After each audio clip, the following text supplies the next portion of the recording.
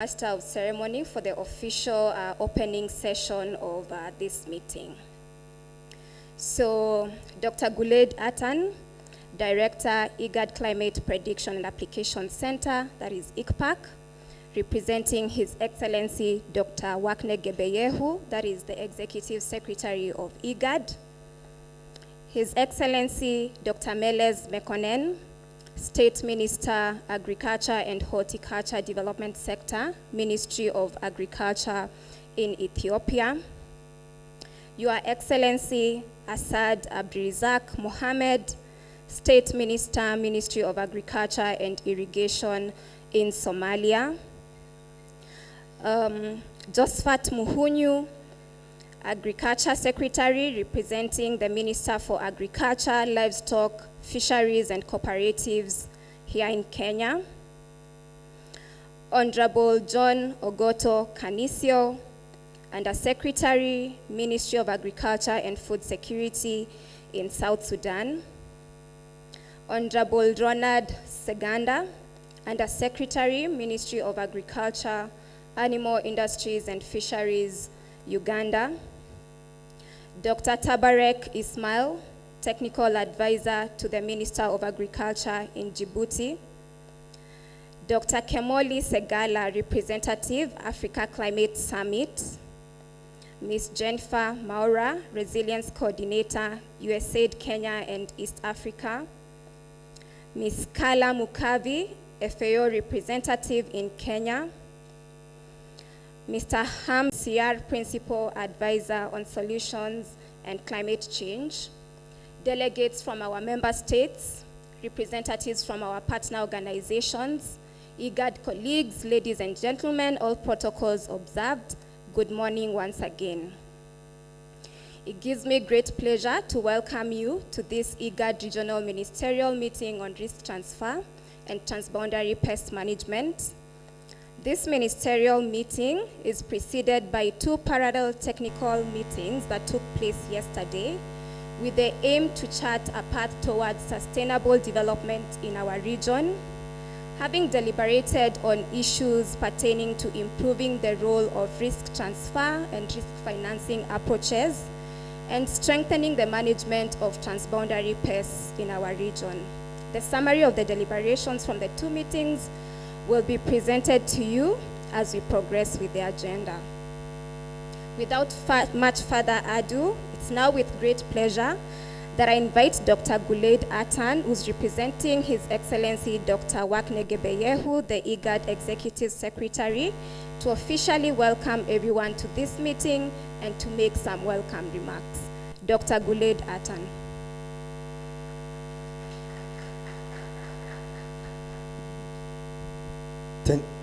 Thank you, Charity, and good morning all. Let me first welcome the ministries from our member states, CEO of the Climate Summit, ladies and gentlemen, good morning all. I will read a speech that our Executive Secretary was supposed to read. Unfortunately, he is not with us today due to a pressing issue that he has left the city. First of all, I would like to thank the government of Kenya for hosting this high-level meeting on risk transfer and transboundary pest management, for the warm hospitality and for allowing us to meet in Nairobi. Ladies and gentlemen, we are meeting as the MC of the event told us. This event of today has been preceded by two parallel events of yesterday, one on coordination on pest, transboundary pest management, and our second on microinsurance and risk transfer.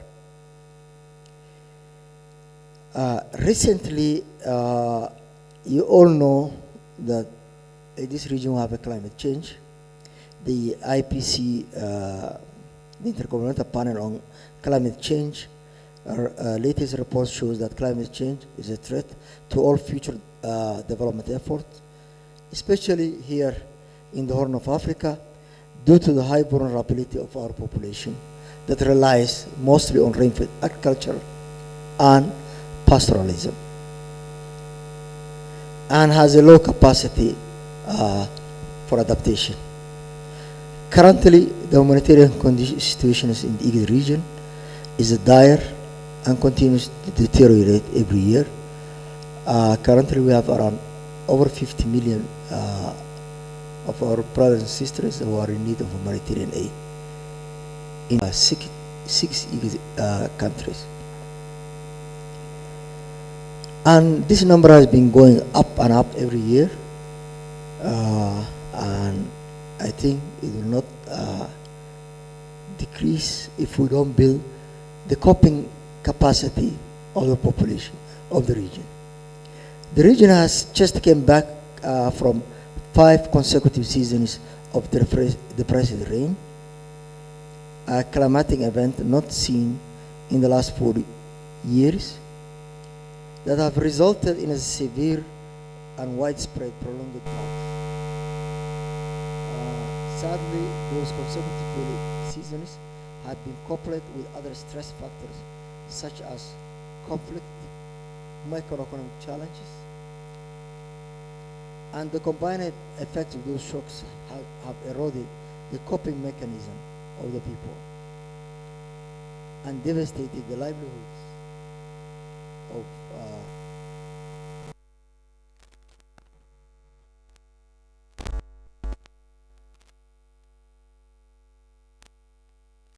parts of the region. We might add that the war in Ukraine has worsened the situation, given the implications it has for food, fuel, and fertilizer supplies and prices that the region imports. Ladies and gentlemen, IGAD, the Intergovernmental Authority on Development, is one of the regional economic communities of the African Union, one of the 8 recognized by the African Union. IGAD was created in 96 to supersede the Intergovernmental Authority on Drought and Development, and IGAD with double D, which was founded in 1986 to coordinate the efforts of the member states in combating desertification and drought, and to promote measures to mitigate the effects of drought. The magnitude and the extent of the famine and the ecological degradation and economic hardships that have resulted in the decade-long drought of the 74 to 84 argued for a strong, for a regional approach to supplement the national efforts. IGAD aim was and is to support its member states in their development efforts, especially in the area of peace process and food security. Today's conference is part of our DNA to strengthen our national cooperation and address the pressing threat posed by transboundary pests and to build resilience in our vulnerable community in the region. Let me add, in May of 2016, I was part of a panel that was preparing a report for the previous Secretary General of the UN, Ban Ki-moon, on how, what are the best routes to build resilience for climate change. Out of 20 recommendations that we have given to Secretary General, the number 1 was microinsurance and risk transfer. Risk transfer and microinsurance are really resilience. To give you an idea, this region is one of the largest pastoral communities globally, To restock, when you have a major drought, to restock the livestock, usually it takes between 6 and 5 years. If you go back at the major droughts that we have seen in this region, the last ones were 2010-11, the next was 2016-17, the next one was the 2020-2022. All of them less than the required time to restock.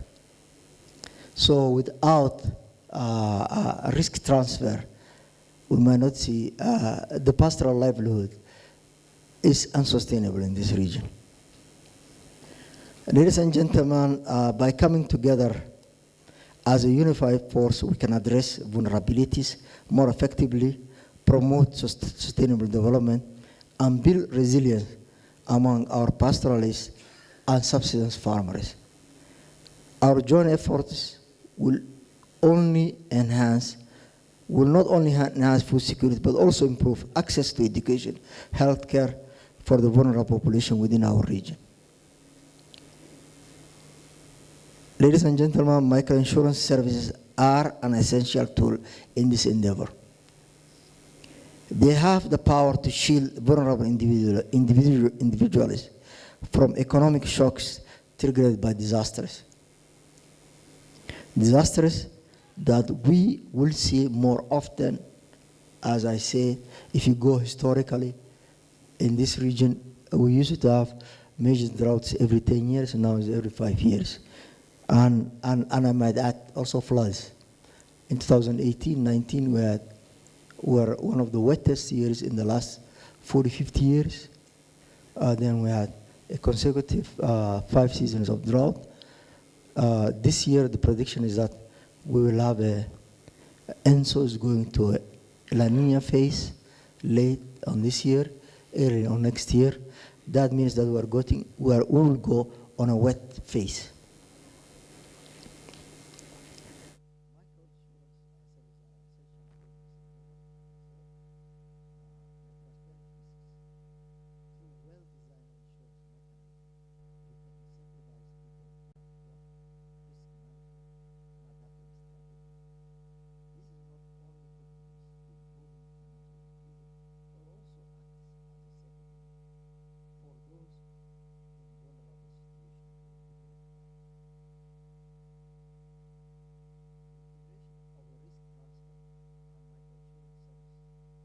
Community-based approach is vital for promoting social cohesion and mutual support.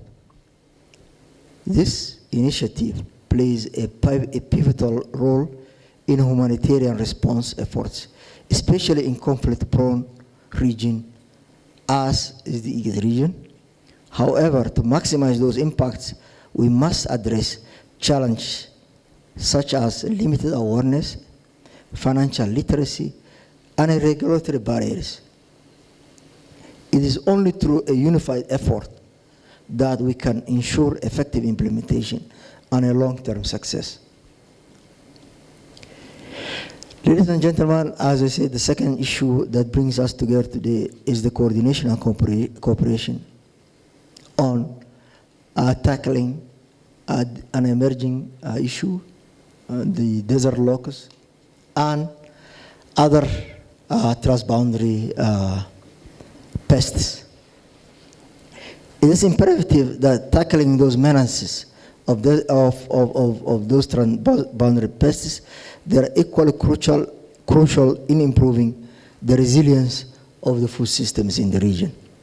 The last infestation of desert locusts I have seen somewhere, it has cost the region over $2 billion.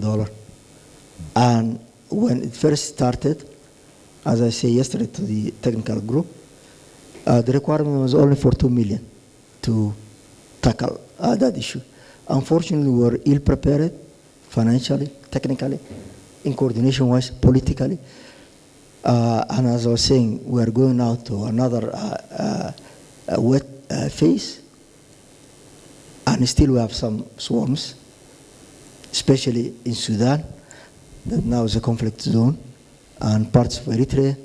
So we should be prepared that we shouldn't repeat those mistakes of 2018 and 2019. Implementing integrated pest management practices across the region will reduce reliance on chemical pesticides and promote a sustainable pest control.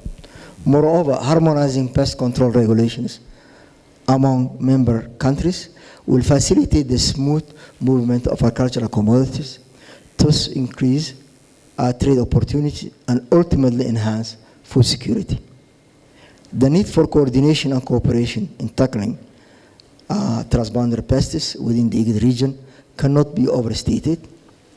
Let's recognize that our individual actions have a collective impact. And I might add that countries that are a source of infestation in one season are actually on the receiving end on the other season, because the winds blow from northeast to southwest every 6 months. The need for cooperation and coordination in tackling these risks cannot be overstated. The time to act is now, and our success hinges on our ability to work hand in hand and to cooperate.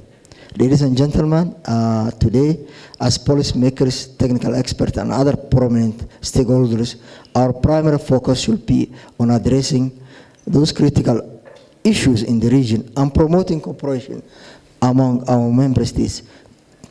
To achieve this, we have a few points. One is to recognize the significance of risk transfer and microinsurance. 2, to promote cooperation and knowledge sharing. 3, to strengthen regional partnership. 4, to establish an IGAD food security information system, a system that by implementing a system to monitor, collect, analyze, and disseminate accurate, up-to-date information related to food security in the region. That will support decision makers, policy makers, humanitarian organizations, and other stakeholders in addressing food security challenge. 5th, to address transboundary pest management and control, we must reinforce our coordination, as I say, among member states and stakeholders to monitor and manage and combat pests collectively and timely. And beyond that, support DCLO to discharge their duties because they are the tasked agency for pest control in this region. Unfortunately, when the last infestation happened, they didn't have any aircraft that was less than 40 years, 50 years. So we need to address those transboundary pests. 6 is to foster public-private partnership. The only way we can establish microinsurance in this region effectively is through public and private partnership. If it's only public, is actually a safety net, is a welfare system. So we have to strengthen both the expertise in the sector of risk transfer and in pest management is crucial. At one time, I was in Philippines, and we went to a microinsurance company that was insuring 13 million people, 13 million people. Impressive. So it can be done. 7 is to develop supportive regulatory framework. Developing and enhancing regulatory framework that supports risk transfer and transboundary pest control initiative is crucial, since especially transboundary pests don't know political boundaries. 8 is to integrate climate risk considerations. As I told you, this region, we're going from a phase of wet to dry every 5 years. So we need to be prepared. 9th and last is to reduce the region dependence on chemicals for transboundary pest control.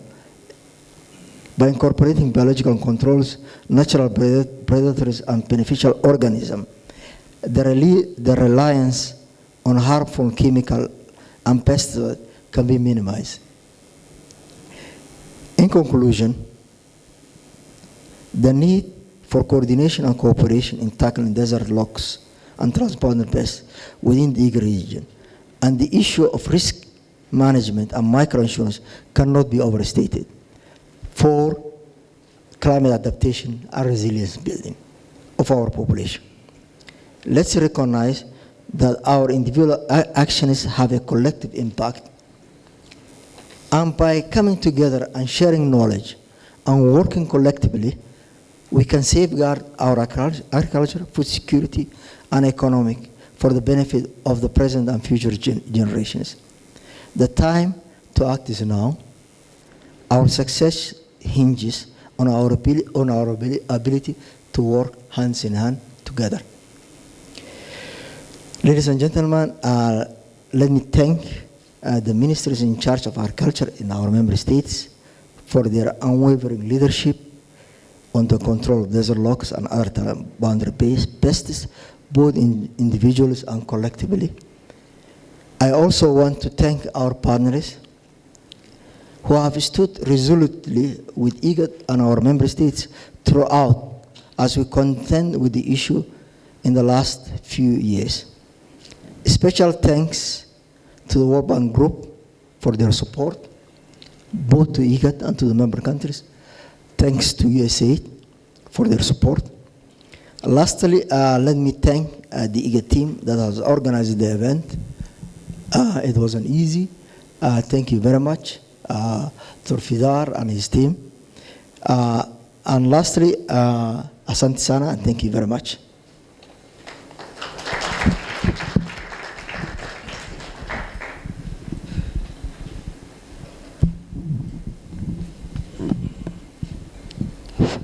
Thank you, Dr. Guled Atan, for officially welcoming us to this meeting.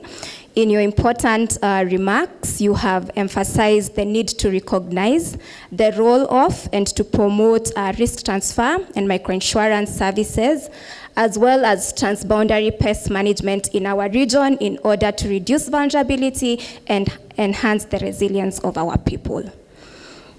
I would now like to take this opportunity to invite our partners present here to give their remarks. And first, I will begin by inviting Dr. Kemoli Sagala, who's the representative, Africa Climate Summit. Dr. Kemoli Sagala.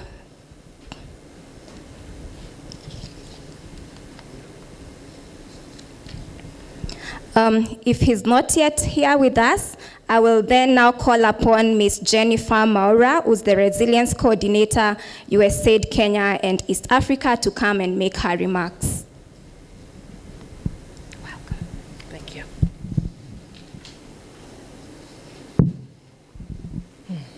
Good morning. Good morning. Recognizing His Excellency's, the Executive Secretary of IGAD's representative, the member states' representatives as ministers, and all distinguished guests and partners that are present, all protocols observed.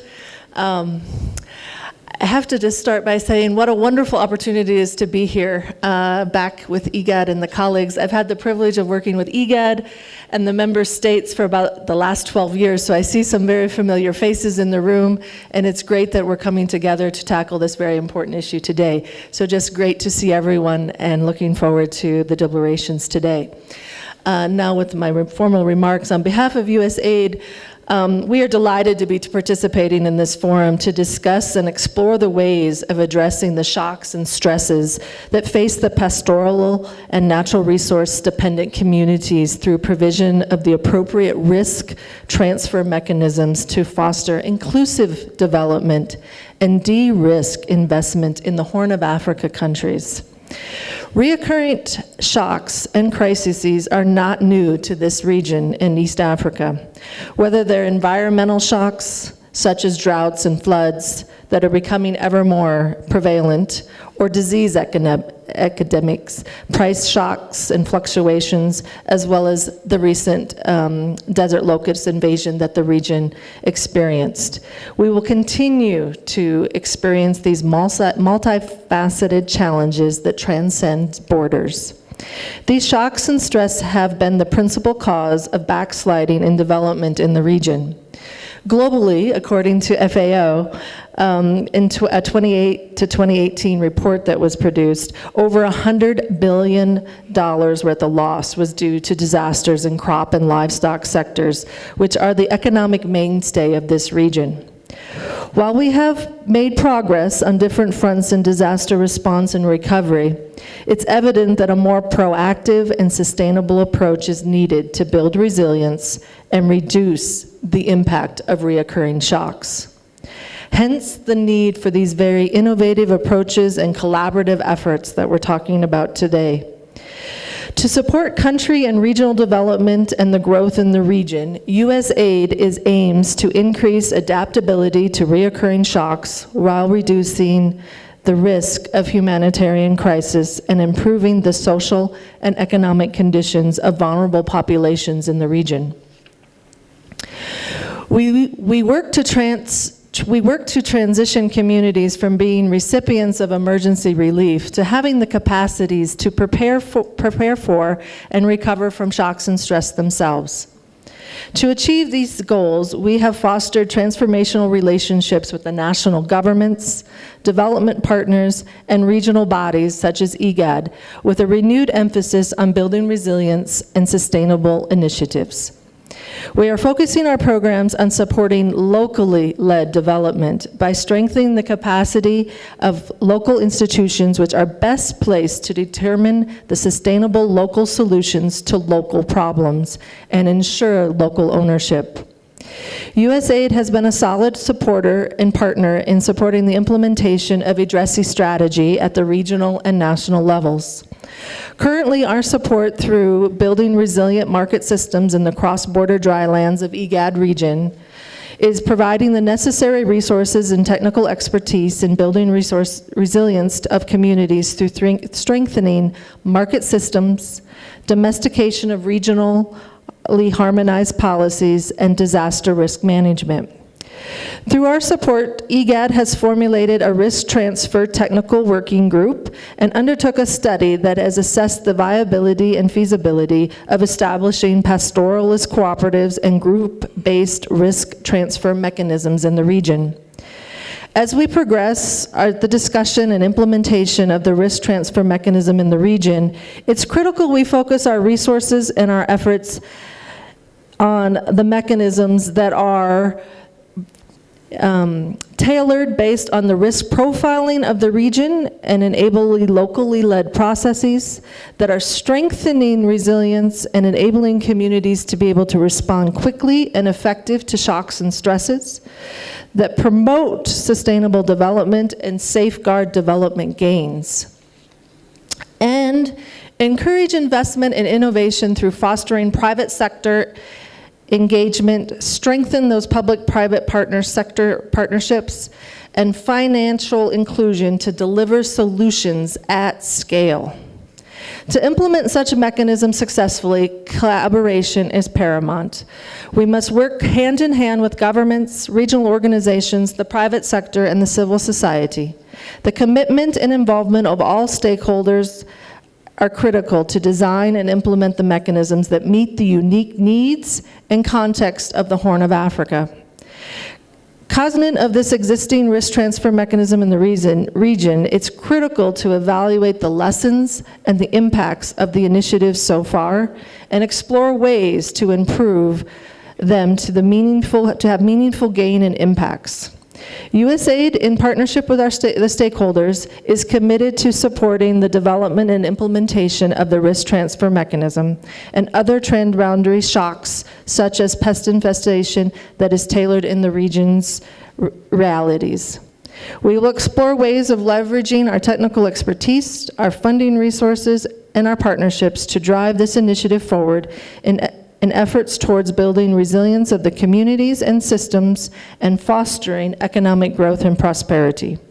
In conclusion, USAID will be keen on fostering integration of the shock responsive planning into our development plans of member states in the region, and together we will help drive an agenda and create opportunities of putting communities and the economies of the Horn of Africa on a resilient and prosperous pathway.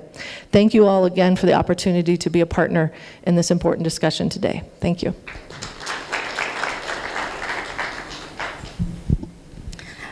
Thank you, Ms. Jennifer, for those important remarks that you have made on behalf of USAID Kenya and East Africa. Next, we are going to hear from Ms. Kala Mukavi, who's the FAO representative in Kenya. Welcome, Ms. Kala.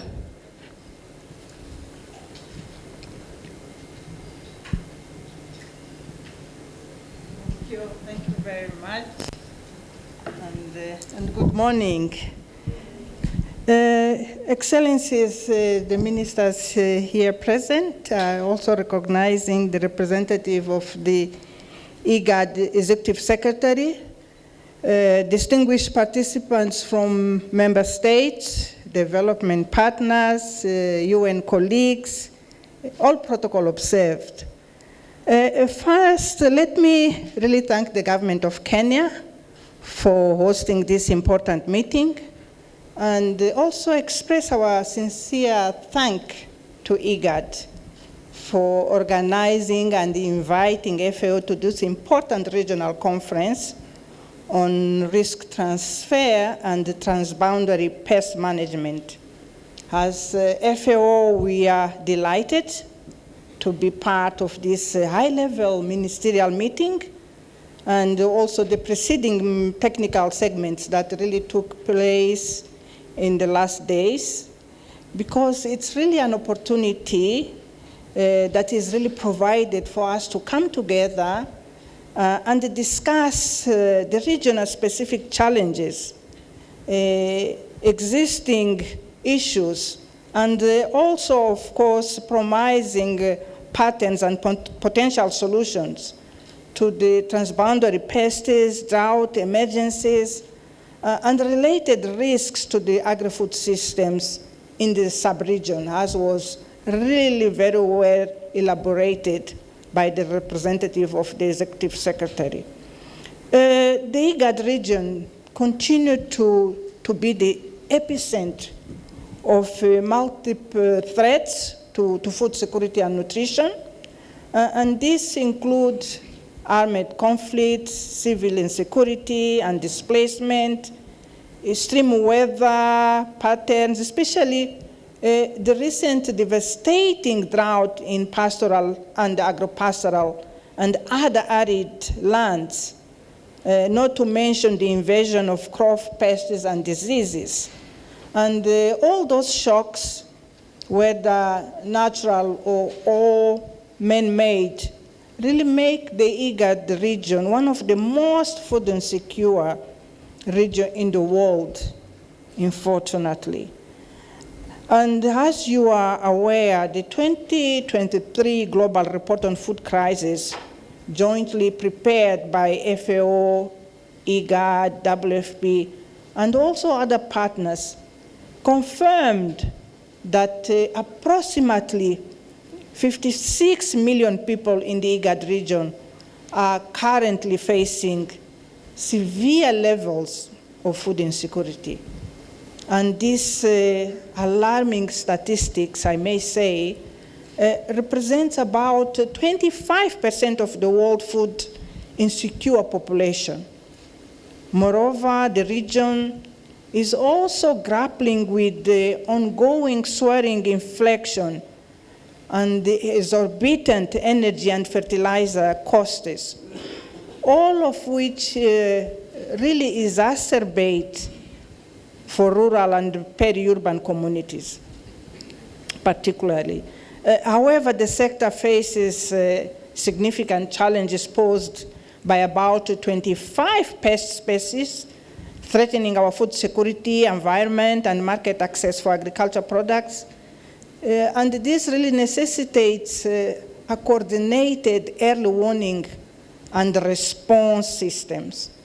Therefore, combating transboundary pests and risk financing that would help rural communities to withstand and also to mitigate the impact of livelihood shocks should really remain part of our broad sub-regional efforts to build sustainable agri-food systems and hence the resilience of the communities.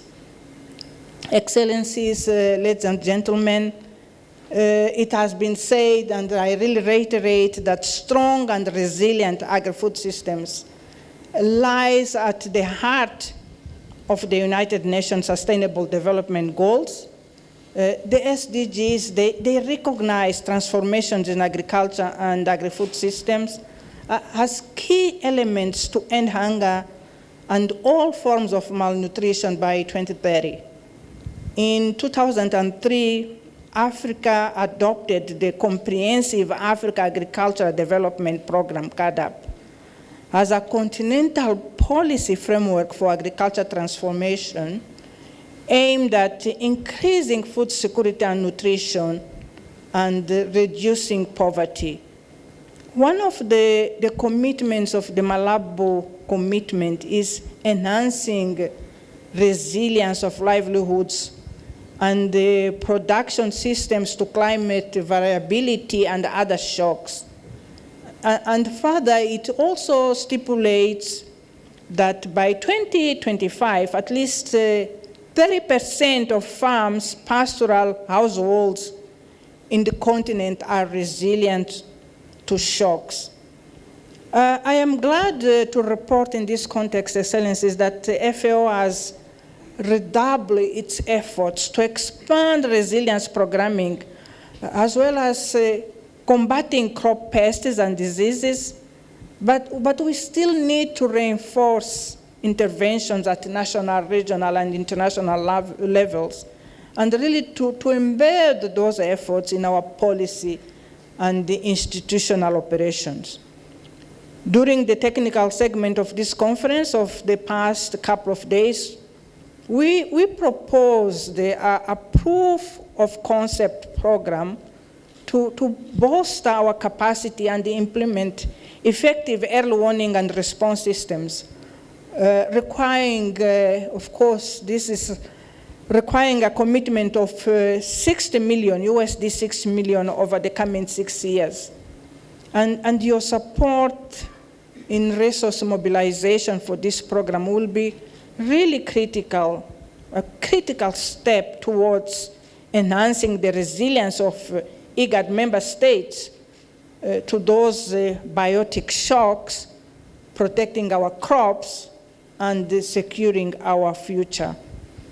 Despite the sustained efforts by IGAD member states and the development partners, really more need to be done to capacitate the vulnerable communities so that they can withstand to and really recover from the impact of the predictable shocks that affect their livelihoods. IGAD region must utilize available early warning information to support early action efforts, and in so doing, be prepared and responsive before the predictable droughts and other hazards, so that, of course, we really sustain the emergencies. Early warning systems at both regional and regional level indicate a pattern on the most common recurrent shocks in the region. And hence, it is not a question of if or whether those shocks will recur, but of when they will really occur. So while external assistance for development partners and resource partners is always welcome, governments in the region should own the problem, prepare for it, and respond accordingly. Member states should collaborate closely and provide regional leadership by allocating domestic resources they should integrate the disaster risk reduction and the preparedness into their respective national development plans. National owned contingency plans and funds for quick deployment. It's really critical to save people's lives and livelihoods. In conclusion, let me say that we as FAO, we really believe that building community resilience needs national commitment and ownership, which has to be guided by sound policies. And we are committed to work with our member states and other stakeholders to achieve this noble goal. Thank you very much for the opportunity.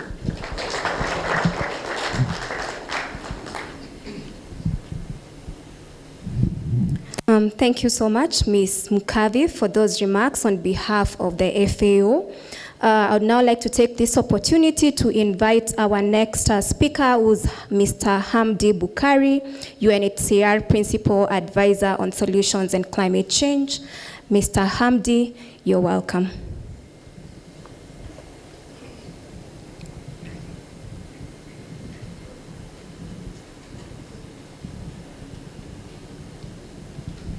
Thank you very much.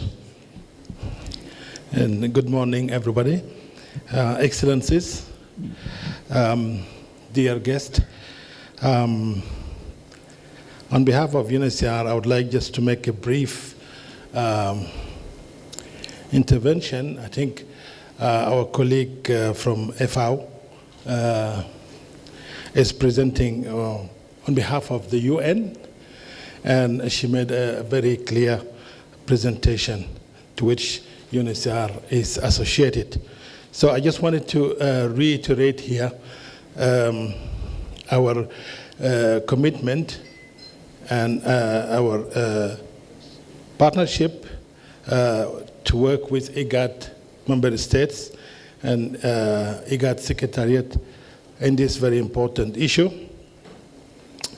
UNHCR, as you know, is mandated to protect displaced, forcibly displaced persons and stateless persons worldwide. And we believe that this population should be included among the vulnerable population to be also protected and considered when it comes to climate change and issues related to risk transfer. I would like also here to mention that this issue has an important value for the High Commissioner for Refugees and has mandated our regional bureau to closely work with all partners in all these issues and to collectively build partnership to address those pressing issues.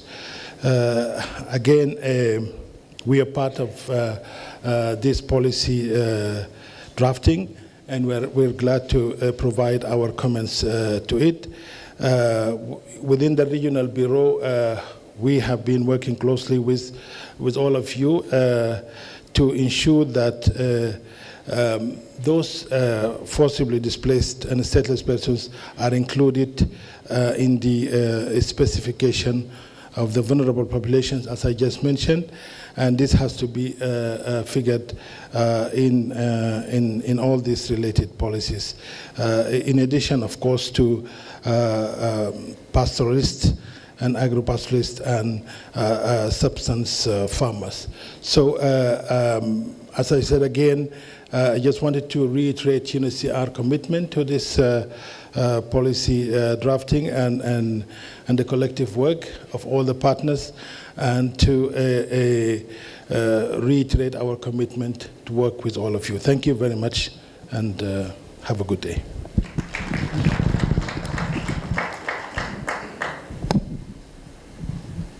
Thank you, Mr. Hamdi, for those remarks. And once again, thank you to our partners for the remarks that you have made. You have really reiterated the need for collaboration, the need to work together hand in hand if we really are keen to deliver inclusive and sustainable development in our region. We truly appreciate your partnership and your strong commitment to the work of IGAD. Now, at this moment, it is with great pleasure that I invite Mr. Josephat Muhunyu from the Ministry of Agriculture, Livestock, Fisheries and Cooperatives in Kenya, who are our hosts today to officially open this ministerial meeting on risk transfer and transboundary pests management. Mr. Muhunyu, you're welcome.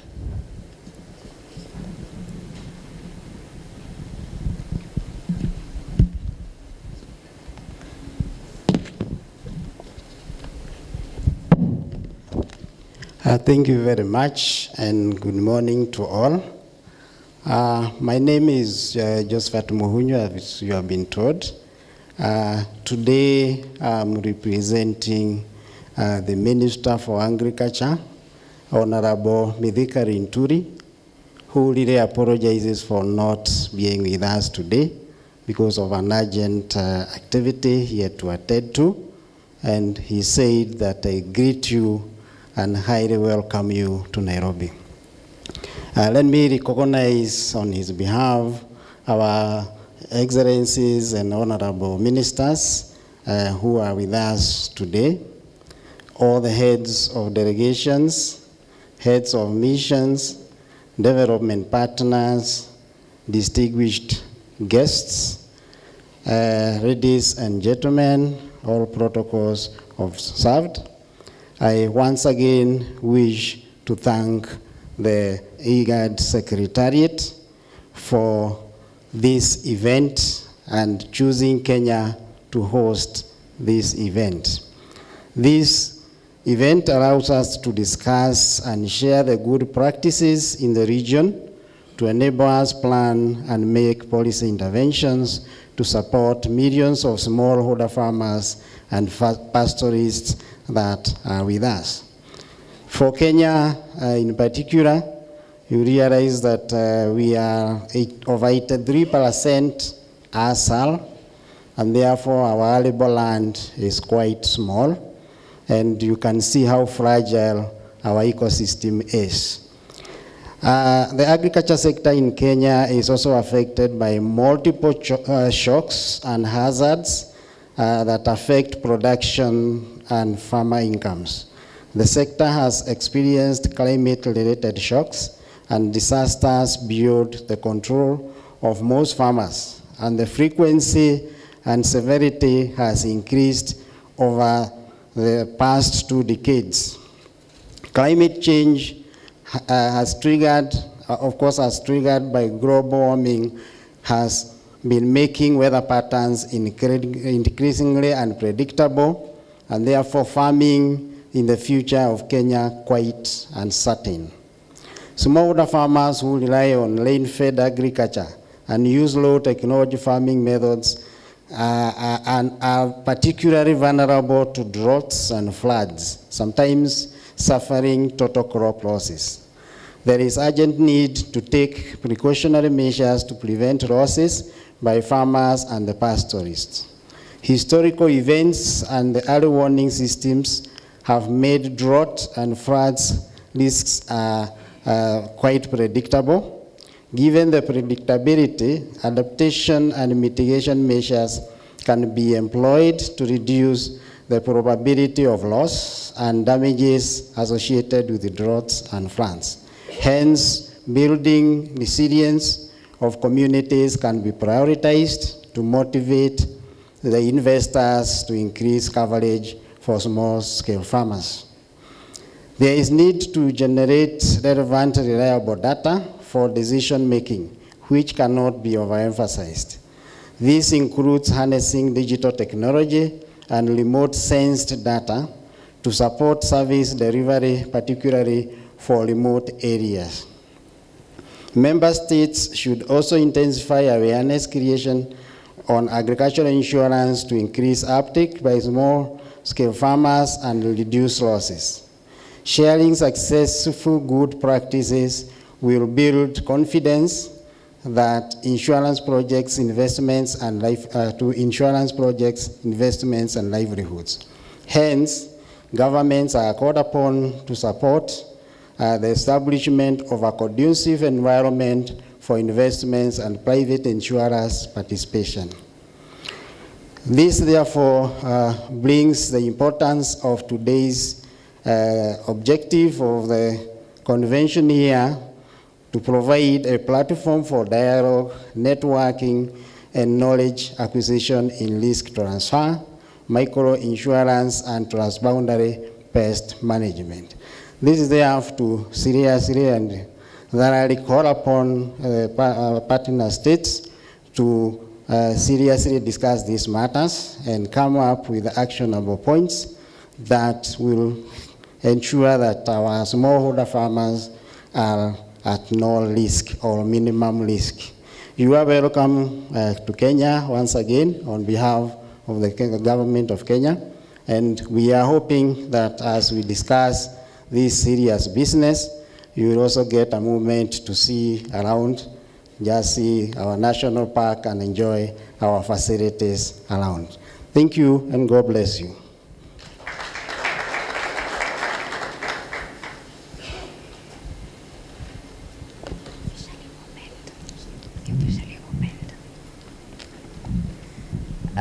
Thank you, Mr. Munyu, for officially opening this IGAD ministerial meeting on risk transfer and transboundary pest management. We look forward to having fruitful deliberations as we go on with our agenda.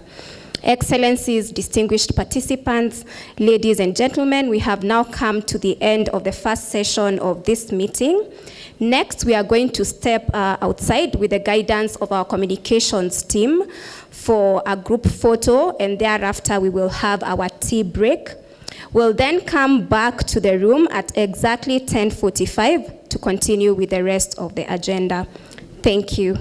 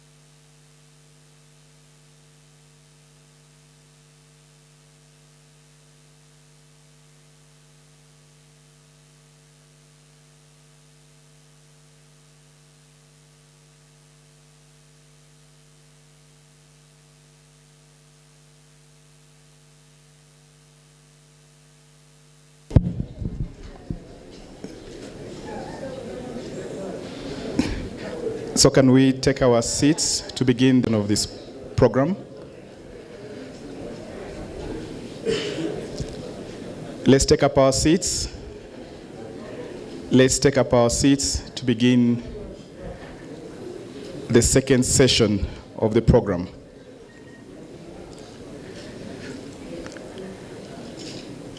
At this point, I take the opportunity to invite the chair for the second session of this program, the Honorable Minister, State Minister of Agriculture of Ethiopia, who is going to be the chair for this session, Dr. Menelis Mekonnen. You have the floor to steer us through the next program. Thank you very much. Thank you very much. Good morning, everyone. My name is Meles Mekonnen, State Minister for Agriculture and Horticulture Development Sector in the Ministry of Agriculture in Ethiopia. I would like to express my happiness just to getting the chance to chair this session for this session only. Thank you. Your Excellency, representative of IGAD Executive Secretary, Your Excellencies, IGAD member states, ministers, state ministers, and delegates, Your Excellencies, representative of development partners, ladies and gentlemen, all protocol observed.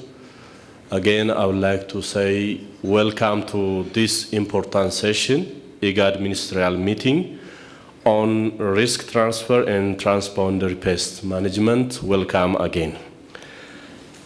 So for this second session, as you can see from the schedule, I'm going to chair this session. So first of all, I would like to invite the first presenter on the summary of discussion from the risk transfer technical meeting. I think the chair of this meeting will present their finding and results. Welcome to the floor. Thank you.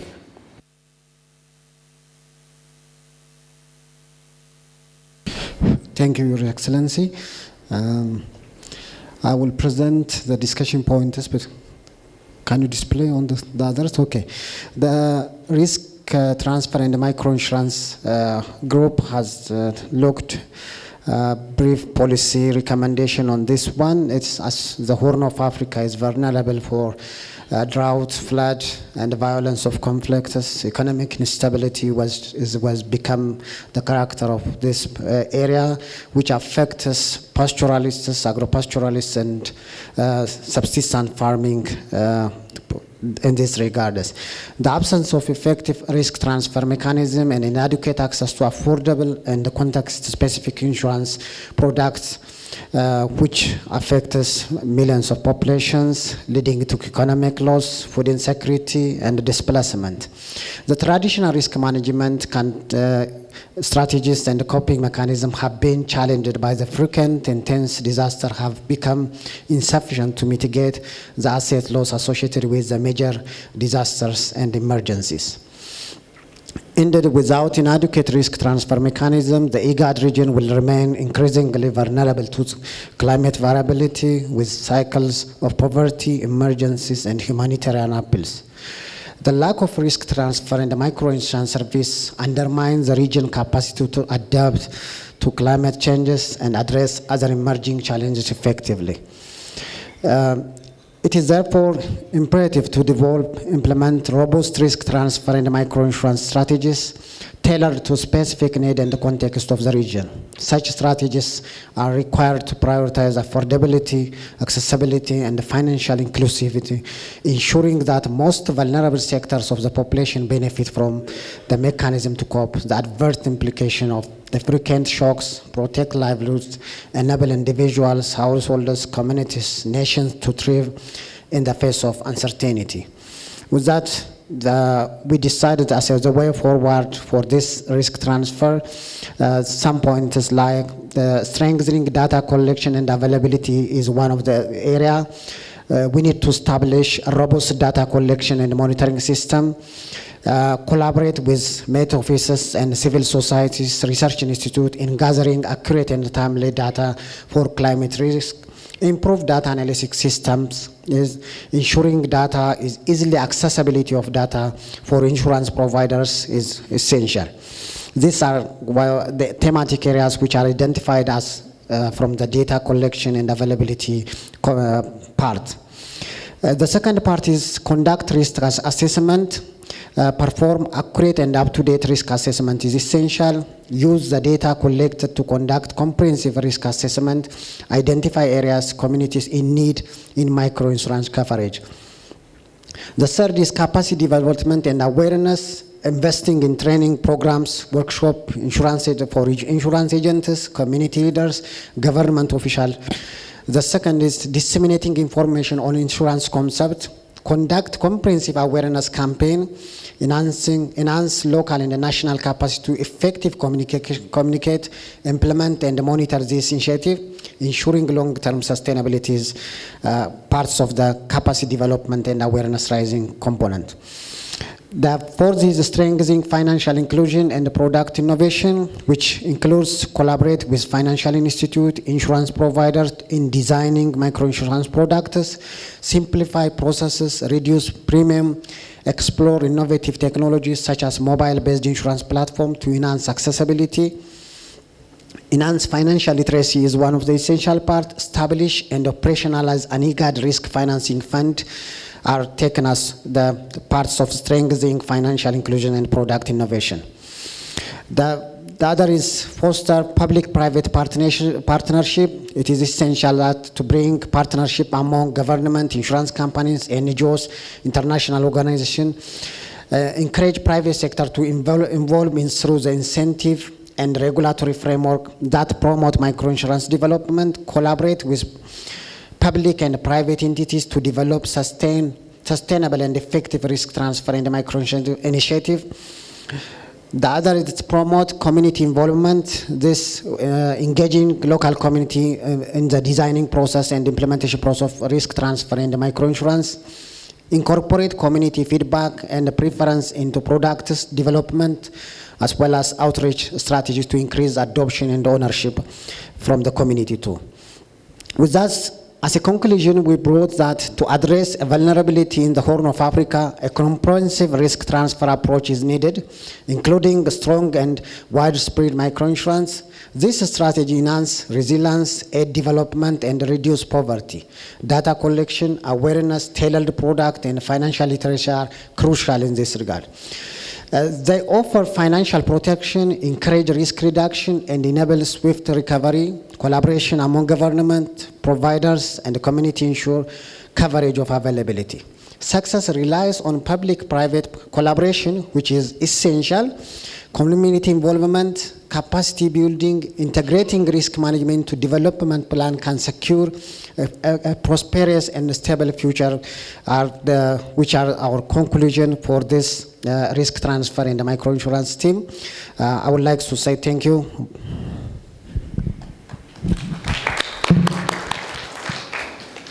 Thank you, Mr. Sayas Lemma, for presenting this very nice and short and brief presentation on the risk transfer.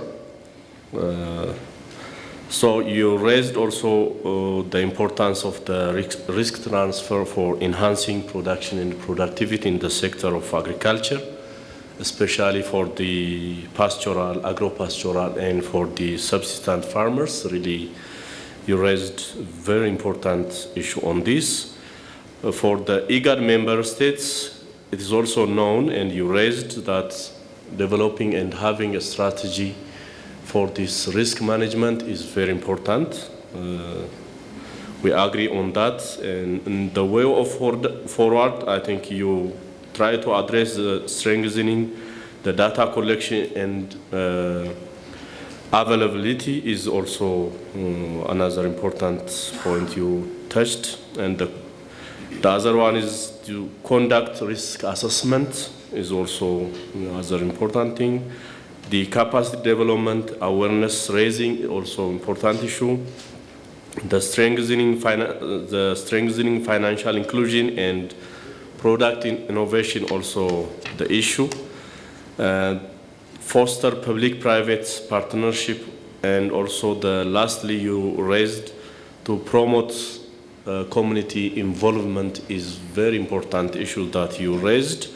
Really, I would like to say thank you again to the members who are participates in preparing this summary of discussion from the Risk Transfer Technical Committee meeting. Thank you, all of you.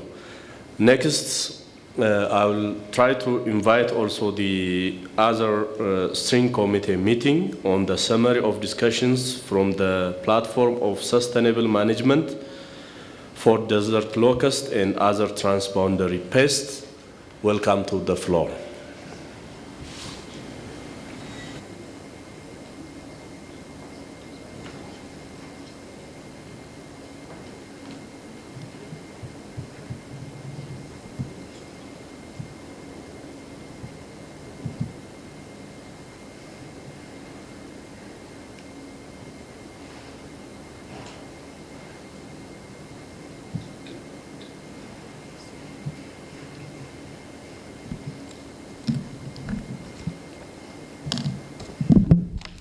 Good morning,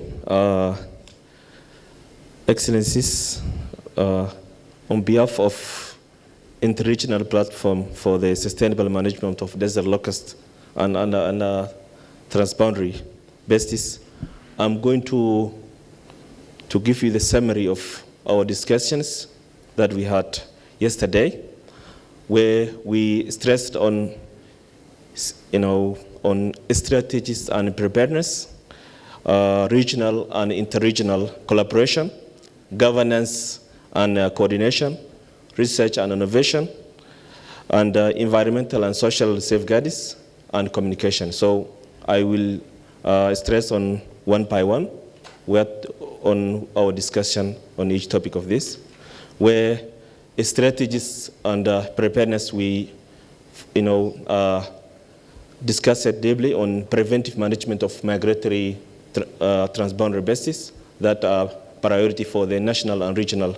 And IGPAC has issued a high likely El Nino alert in October and December 2023, which makes the region vulnerable to increase the transboundary pests, particularly the desert locust that we all aware that it has food security impacts in our region, which is fragile region. And on the other hand, leveraging the learning from other emergency locust response projects to promote and support the development and implementation of national pest management plans, which include capacity building, early warning, preparedness, contingency actions, livelihood protection, and restoration, and which will form the development and implementation on a regional pest plan. And furthermore, on an implementation of efficient and effective interregional multi-pest early warning, early action system through risk knowledge, monitoring, warning elements, dissemination and communication, information exchange between countries and interregional, and coordination mechanism. that plug into and build upon the existing early warning systems to avoid duplications. So on top of that, to also facilitate and enable the access of climate data in pest monitoring and early warning systems, and build capacity of member states and partners in integration for improved early warning system, which is very crucial for transboundary pests. And on the other hand, we stressed on to be supported the restructuring of desert locust control organization for Eastern Africa, which is the oldest organization in the region that its mandate is to tackle the migratory pests, including desert locust, for armyworm, cool leopards, and sets fly, and where we need to modernize the process of conducting its mandates, and initiate collaborative resource mobilization initiative for the member states that benefits for the partner and the member states through IGAD, FAO, Desert Locust Control Organization, CAPI, ICIPE, to tackle the current and future pest shocks in the region. In the work of possible desert locust invasion due to developing a suitable breeding climatic and ecological conditions caused by a likely El Nino that will accelerate, and to refocus on building capacity for efficient and effective management of transboundary pests at national and regional levels. So if we restructure the Desert Locust Control Organization, which is the oldest organization in the region, that will contribute of our food security that is already fragile in terms of food security. And the other topic that we stressed on was regional and regional collaboration, so that we can support coordinated response to transboundary pests at national, regional, and international and continental level, as well as to strengthen linkages with stakeholders such as East African Community, continental initiatives like AU Emergency Fund, an African Continental Free Trade Area, Inter-African Phytosanitary Council, Plant Health Strategy, IPPC, International Plant Protection Health Programs for Africa, where there is a phytosanitary program on this that targets on African countries. And it has been launched last month, where it's kind of pilot project that Kenya and, if I'm not wrong, in Eastern Africa and Uganda are piloting this. And every country, because this project target is 10 countries per year, which a duration of 10 years. As well as for the benefit of member states. So this is very important that we strengthen linkages within stakeholders and continue to explore between the initiatives of early warning and working group and boosting, where there is an initiative that has been started by FAO sub-region, where they were focusing on boosting pest early warning system, warning and response capacity in the eastern sub-region of Eastern Africa, to complement the efforts of the platform, which is in charge of transboundary desert locust and other transboundary pests. And on the other hand, also sharing of data information on transboundary pests across member states, IPPC, IGAD, Desert Locust Control Organization for Eastern Africa, Central Regional Commission, CRC, and other actors, by establishing data and information sharing mechanism, and develop, implement regional harmonized pest, multi-pest, and multi-purpose inclusion of socioeconomic indicators, where data collection tool is on existing ones. And the third one is governance and coordination, where we highlighted on harmonization of guidelines on regulation on the use of drones, which we know that is quite important for the survey and of transboundary pests, particularly desert locust. And there is taking into account that security concern impacting authorization of drones, defines the type of drones to be used, conditions under which the use of drone is most effective, among others. and review the existing transboundary pest management protocols, including DLCO, identify the gaps, if deemed, and update to fit the current operating environment. And the fourth one is research and innovation, where we strengthen on promoting collaborative research through specialized institutions at national, regional, international levels, and development partners, owned by agencies, and other safer alternative transboundary pest control. And prioritize research activities on quelea pedis as growing threat to food security and livelihoods, which is this best is where it focuses on targeting the economic part of the crop, unlike the other pests, transboundary pests, and research mobilization so that to support enhancing the delivery of innovatives for research to the last mile, and leveraging technology where digital data collection tools, information management systems, satellite monitoring systems, GIS, remote sensing technologies, among others, to facilitate timely generation and dissemination of data and information, and explore the use of modern technologies such as drones for the pest surveillance, monitoring, control operations, while still acknowledging the need for integration of different methods. And fifth one is environmental and social safeguards, where we stress on continuation to support the development of bio-based registration framework in the region and offer technical support to member states for the development of national framework. And I would also like to stress on this, where bio-based is very important for the safety of our environment and our social. And in the next slide, I will also stress on the success story of Somalia that we, during the desert locust upsurge 2019 to 2021, where we have used only bio-based for the control of desert locusts during this period, and to continue promote and upscale environmental friendly control measures in the region, such as the use of bio-based and insect growth regulators. This is where Somalia has explored during the upsurge of desert locusts, where we used only bio-based and insect growth regulators for the control of desert locusts, particularly the helpers of the desert locusts. And support environmental and social safeguards to better understand environmental concerns related to the use of bio-based and how to best address them, and to continue to support agriculture insurance of resilience building, help affected population to withstand the different risks associated with transboundary pest, food security, livelihood, and among others.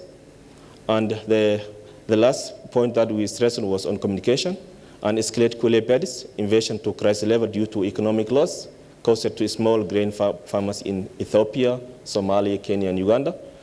And so the committee also resolved to focus on quelea pedis through impact assessment, a forum to discuss pest management options, where we now have only the chemical option, which is fenthion, there's a lot of concern on that, on the environmental impact on that, so that we can have management options, not the current one. And strengthen early warning communication, making sure that early warning information reaches all relevant stakeholders, ranging from end users, such as farmers, private sector, government, development partners, and among others.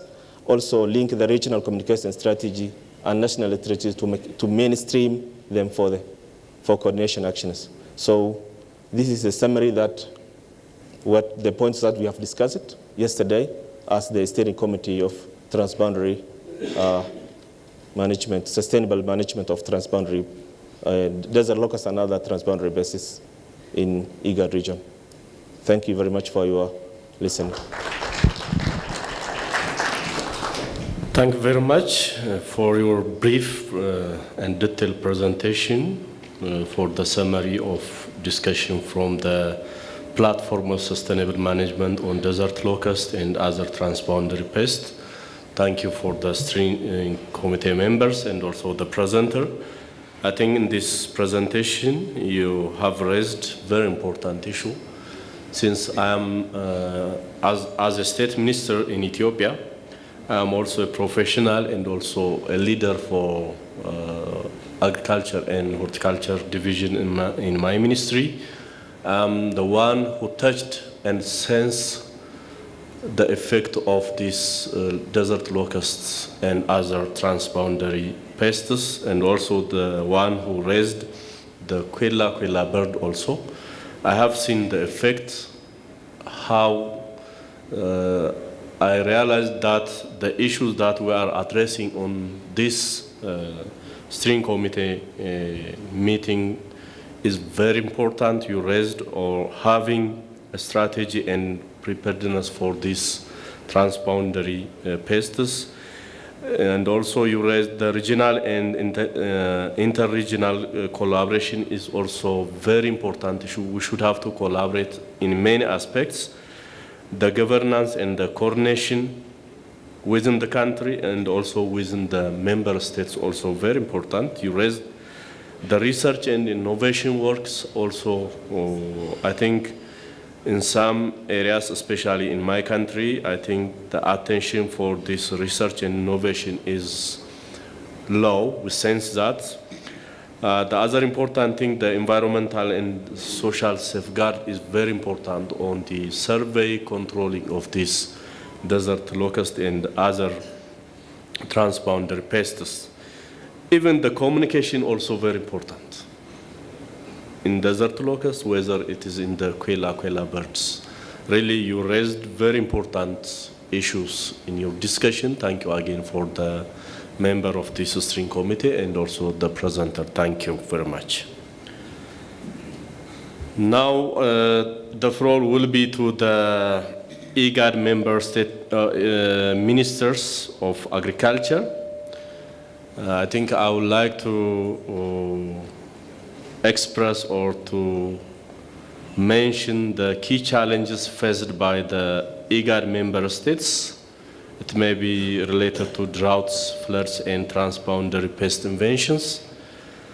I think we will expect to present the lesson learned and the success in the management of those challenges in their country, and even we need to hear also to the collaboration within the country and also with other member countries. So I will give the chance to the member states, the ministers and the delegate will present for us.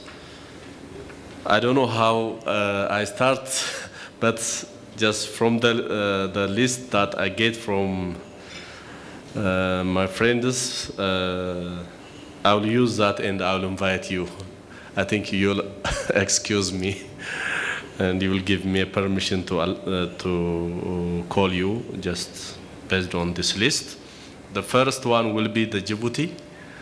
Let me give you the floor for you. No, not the smallest, the very important. I know for Ethiopia you are the most important. No need of the size. Yeah. So I'll give you the chance for you. Thank you.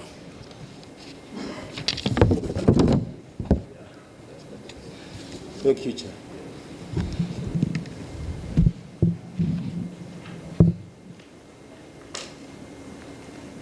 What I say, good morning or good afternoon?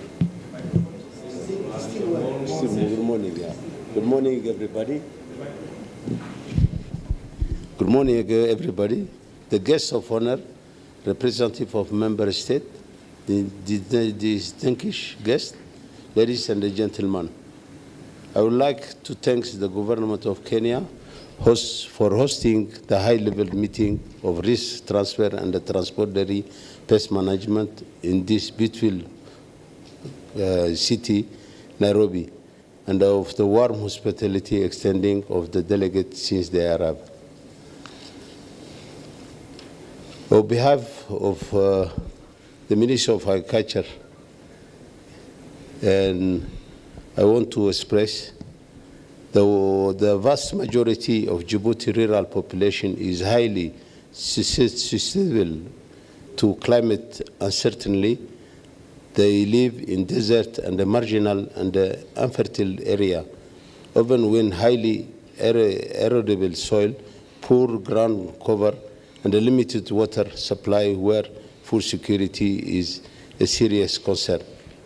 The major hazards in Djibouti are flood, drought, sea level rise, and epidemic whose frequently occurrence and the impact have increases in certain years and already pose a significant risk to the country's vulnerable population. An estimated 33% of Djibouti population live in high hazard risk zone, and 35% of the economy is chronically vulnerable to flood and drought. In Djibouti, flood and drought are expected to occur more frequently in coastal as well and inland area with urban sanctuary around the coast at the risk of flooding. In conclusion, I can assure concerning risk transfer mechanism and the Transboundary Pest that the Republic of Djibouti affirm here his firm will and share commitment to promoted protective risk management. Thank you very much. Thank you very much for the expressing the lesson learned, the success and the commitment of the Djibouti government, Ministry of Agriculture. Thank you very much. Then the next will be, I think, let me take the chance to take Ethiopia at last. So next I will invite Kenya to present your lesson and success and your commitment.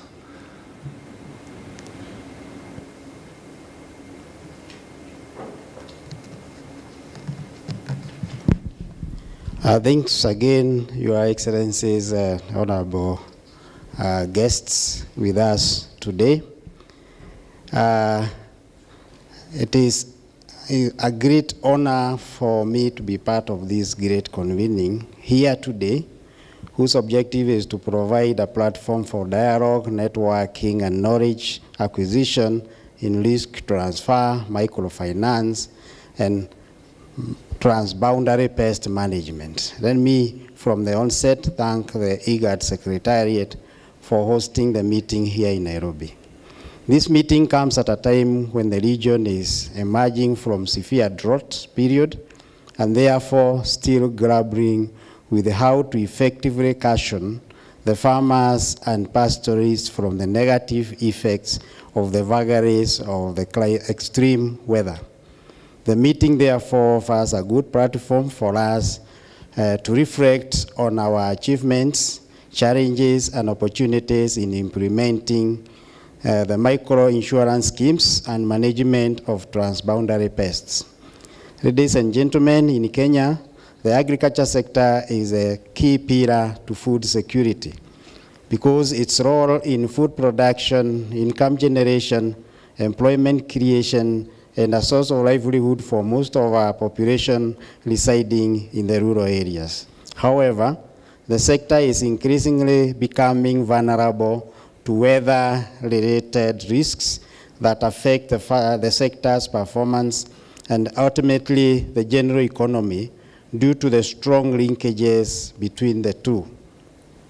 Climate change has further worsened the vagaries of weather, resulting in increased frequency and intensity of extreme weather events such as droughts and floods.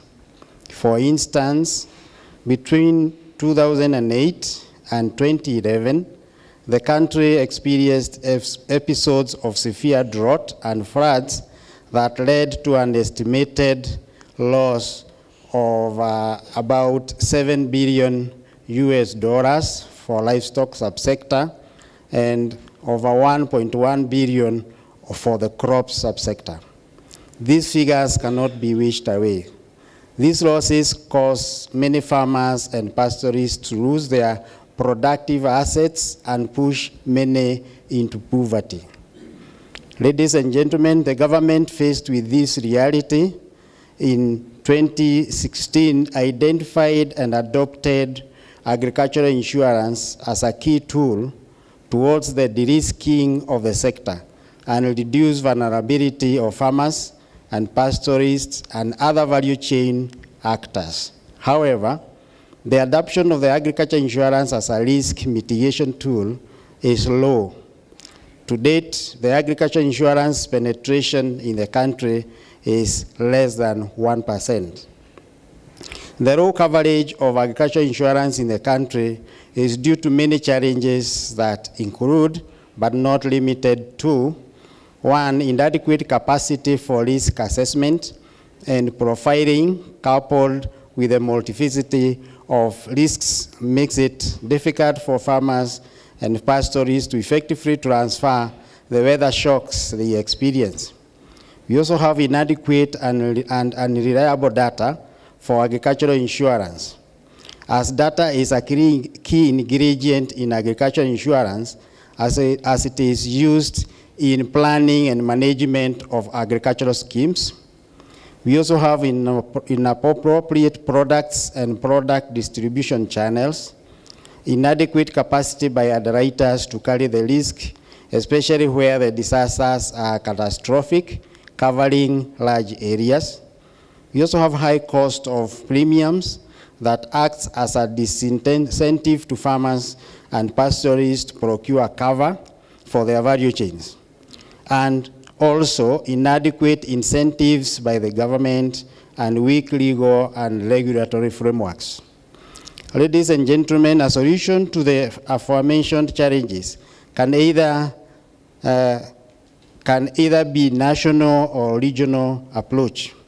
It's my sincere hope that together we can discuss and come up with practical solutions to the limitations.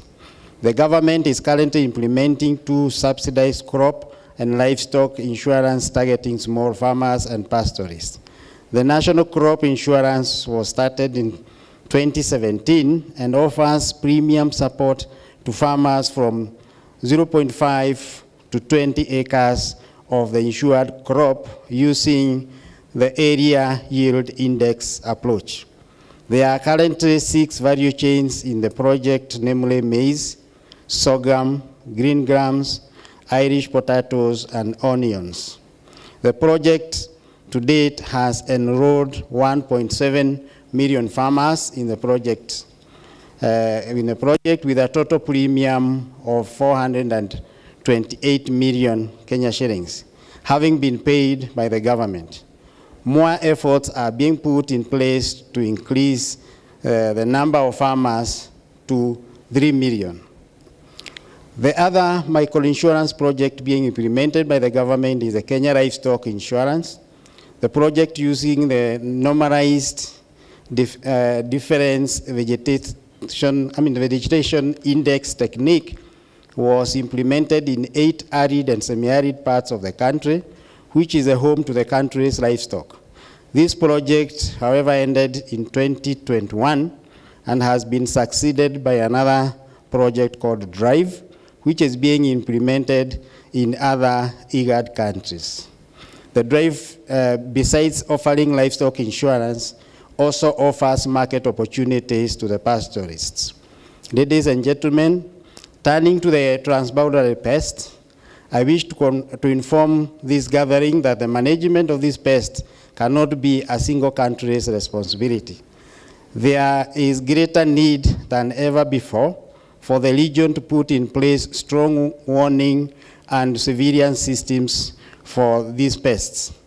This therefore calls for harmonization of guidelines and standards in the application of control strategies, the development of strong platforms for data sharing, and collaborative research by various research institutions in the region towards the management of the transboundary pests.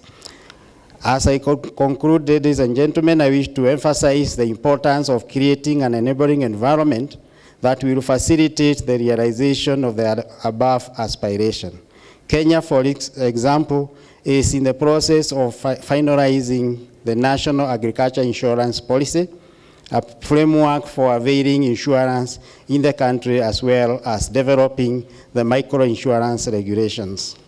I wish to reiterate the Kenya government's commitment to working together with the other other IGAD member states and other stakeholders towards the development of a robust mechanism for both microinsurance development as well as managing the transboundary pests.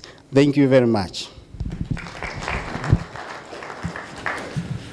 Thank you very much for Kenyan government, Ministry of Agriculture, for sharing your success, experience, and readiness for to work on the risk transfer and also managing or controlling the transboundary pests. Thank you very much. Next will be the Somalia. I'll give the chance for you.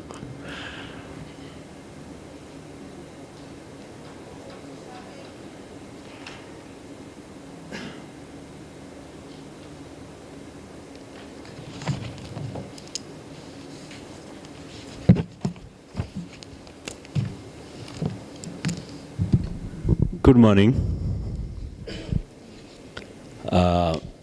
Honorable Ministers of IGAD member countries, Director of the DLCO, East Africa, IGAD institutions like IGBAB and IGBAC, other partners like World Bank, CRC, FAO, SAB, CABI, and USAID, representatives from IGAD member countries, DLCO East Africa staff, ladies and gentlemen.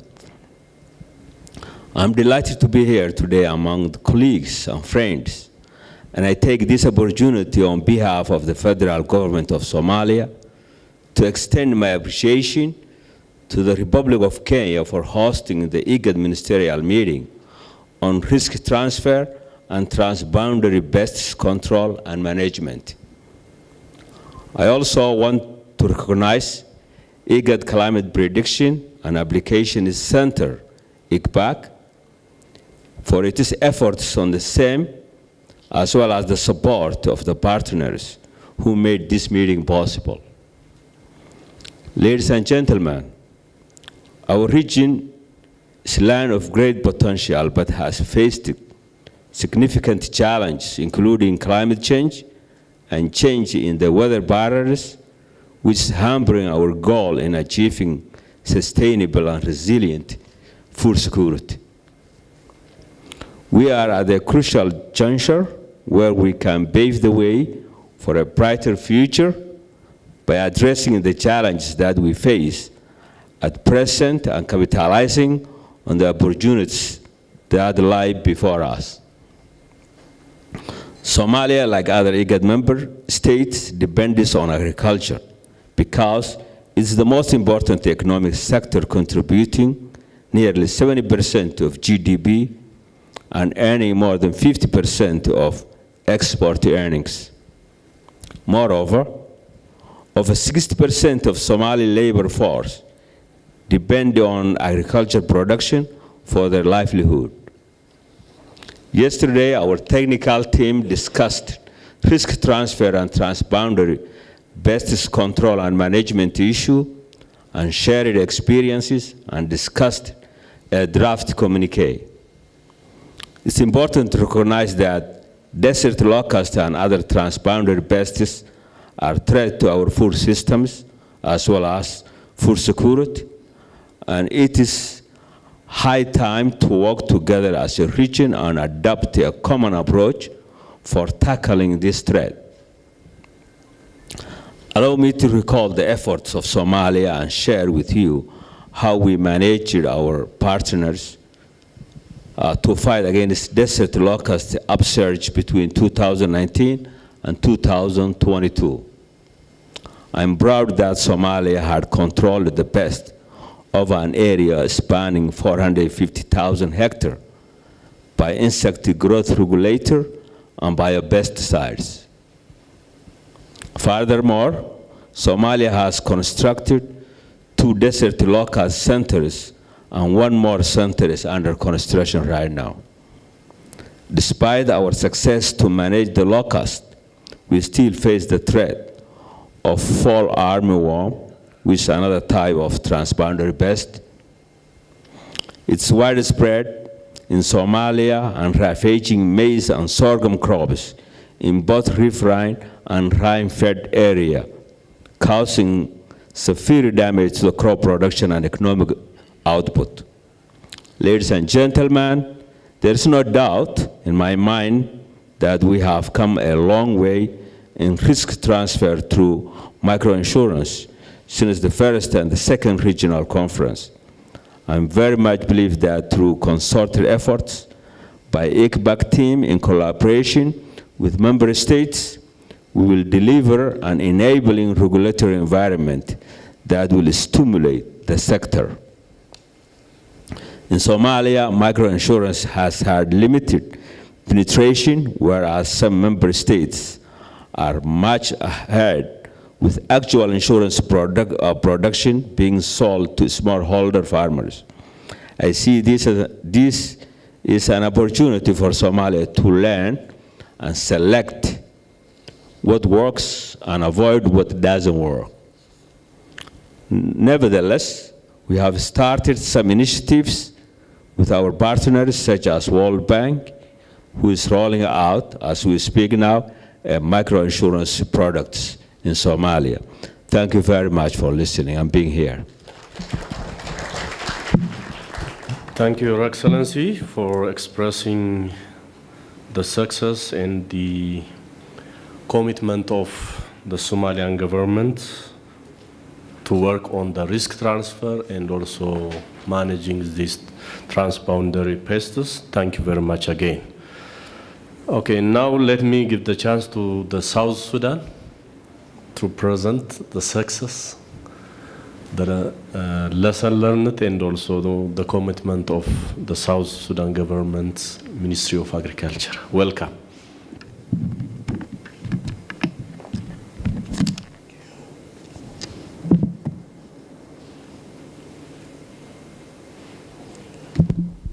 Good afternoon, Excellency and Honorable Ministers, heads of delegation of IGAD member states,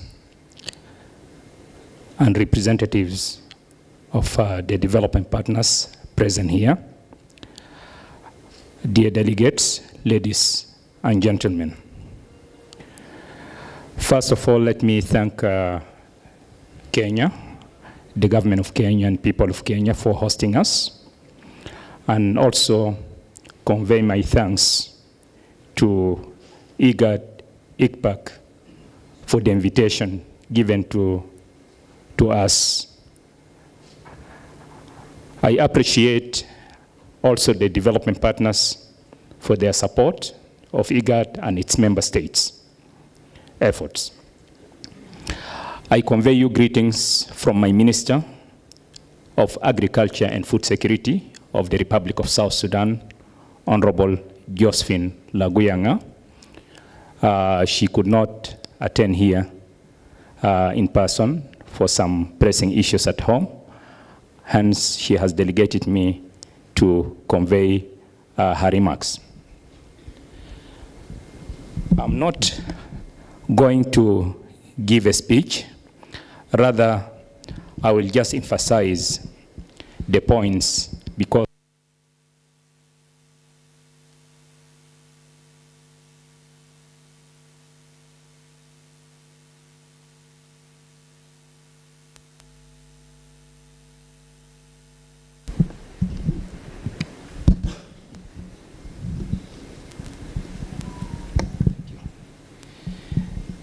much of our inputs have been actually conveyed through the steering committee.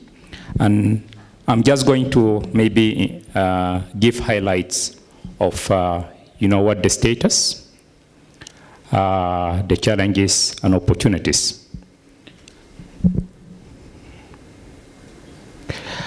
About the microinsurance in South Sudan, I must confess that it is not actually heard of and non-existent. And this is mainly because of, the widespread poverty, which is one of the challenges, resulting in low levels of disposable income And also the focus on basic needs coupled with the poor saving culture among the population, and the perception that insurance applies to expensive assets like vehicles and is normally, an endeavor of the well-to-do people. And also the widespread lack of public awareness on microfinance and benefits. We have also the conflict and insecurity that has actually befell the nation for quite long. Thank God it is actually on the decline. Also the absence of policy and institutional arrangements on insurance or micro insurance. All this is actually, it represents the status and also the challenges we have in relation to microinsurance in South Sudan. Yet, despite this, we believe opportunities are there. The IGAD regional approach, which we are discussing, can promote adoption at national levels all over the states, including South Sudan. The existence of safety net projects which target the poor and vulnerable. I think this, we can take them as an opportunity. We do actually support the vulnerable and the poor by giving them cash transfers, whether through intensive public work activities or maybe unconditional transfers. We could actually extend this into, microinsurance projects. We have the recurrent natural disasters with negative impacts. I think this is actually helping people to learn that at least there should be a fallback situation. So I consider this an opportunity. And also existence of insurance companies and microfinance institutions at the regional and national levels, like in Kenya. This is an opportunity for us to learn. The existence of donor interest, and that is actually what brought us here together. I think this is an opportunity for us to delve into microinsurance. On the transboundary pest management, South Sudan has a huge agricultural potential. For those who may not know, the country area size is 648,000 square kilometers. Not less than 80 to 90% is arable land. That translates to not less than 60 million hectares of land with abundant water resources. Not less than 30 million hectares is prime agricultural land, yet we are only farming less than 4%. Now when this is actually properly tapped and exploited, we definitely will overcome the food insecurity in the country and can become the bread basket for the region and the whole country, the whole continent. Yet, we are now stricken by the transboundary pest and diseases. One reason why our production levels are low, among other reasons. So, the transboundary pests still are enormous challenge in South Sudan. We lose not less than 40% of our harvest due to post-harvest damage, and also during planting due to pests, and most of them are transboundary. The fall armyworm, the quilla birds, and I have to mention, in the strategy, there was no mention of South Sudan in the communication about the lifting the status of the quilla birds. We are one of the hardest stricken countries. So I would like the steering committee to add us there. So the quilla birds, the desert locust, the mealybugs are the main threats and cause of huge production losses. To give you an example of the mealybugs, papaya used to be, you can say, a household plant. But due to attack in the last maybe 4 years or 5 years, it is almost driving the papaya to extinction. Almost 80% of the papaya has been lost.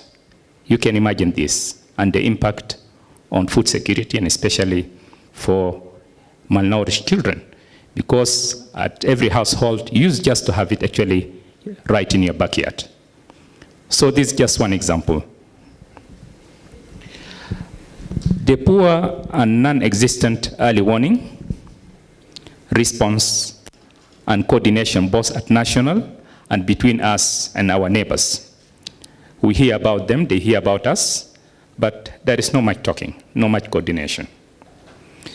The poor understanding by policymakers of the importance of plant health. We usually talk about pests and diseases. They may look like malaria in human beings, typhoid and whatever, but we need to look at the bigger picture. Plant health. Let us drive it home so that policymakers understand what it is. The ill-resourced national plant protection and research institutions, definitely that is a challenge, and the less effective local solutions and unaffordable commercial applications. Local solutions are there, but they are limited in their impact, and the available commercial solutions, you know what I mean. Still, in the midst of all this, we have opportunities for transboundary pest management. Number one, development of an IGAD-wide approach policy framework. I see it actually coming. I think that's an opportunity. Coordinated monitoring, early warning, and response at regional and national levels. I see it also coming in the strategy. That is an opportunity. Capacity building, including in research. I think when this is properly addressed, it can help with resolving many of the issues, because we're just doing it actually to the best we can. Then internal allocation of the 10% budget for agriculture agreed in Maputo Declaration to specify a share for plant health. I'm just saying, we talk about 10% of the national budget for agriculture. We did not go into breaking down this. And this is a weakness. Because for us, maybe half of our problems are due to, in agriculture, due to pests and diseases. So how much of the 10% should go to the different subsectors? I believe this is needed, so that within the agriculture sector, we can rationally address the problems according to their proportions. Last but not the least, in the opportunities, integration of plant health efforts with food and nutrition security, disaster management, One Health, and other approaches. Let us not put things in abstract, because every time we come here for pests and diseases, tomorrow we come for One Health, another time we come for disaster, while they are all actually, by the end of the day, about the same people. So let us find inroads, let us find synergies, let us find harmonization. In conclusion, I must say South Sudan is committed to realizing the outcomes and results of this meeting, as would be summarized in the communique. We saw the draft. It captures all our expectations. We commit to mobilize all efforts and resources within our reach to implement and realize the benefits of the strategies of this initiative. Again, I want to thank IGAD for inviting us and giving us this opportunity, together with the delegation that is here, and thank Kenya for allowing us to enjoy the nice weather. God bless you. Thank you. Thank you, Your Excellency, for expressing the lesson you learned and the success and the commitment of South Sudan government Ministry of Agriculture. Thank you very much. Then the next will be Uganda. The floor is for you. Welcome.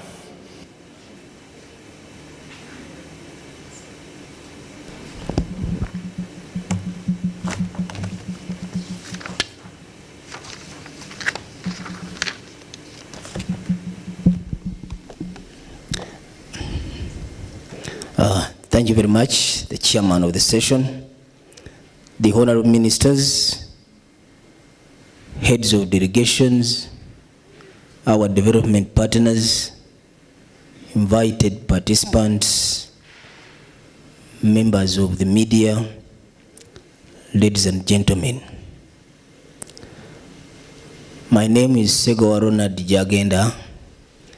I'm the Under Secretary in the Ministry of Agriculture, Animal Industry and Fisheries of Uganda.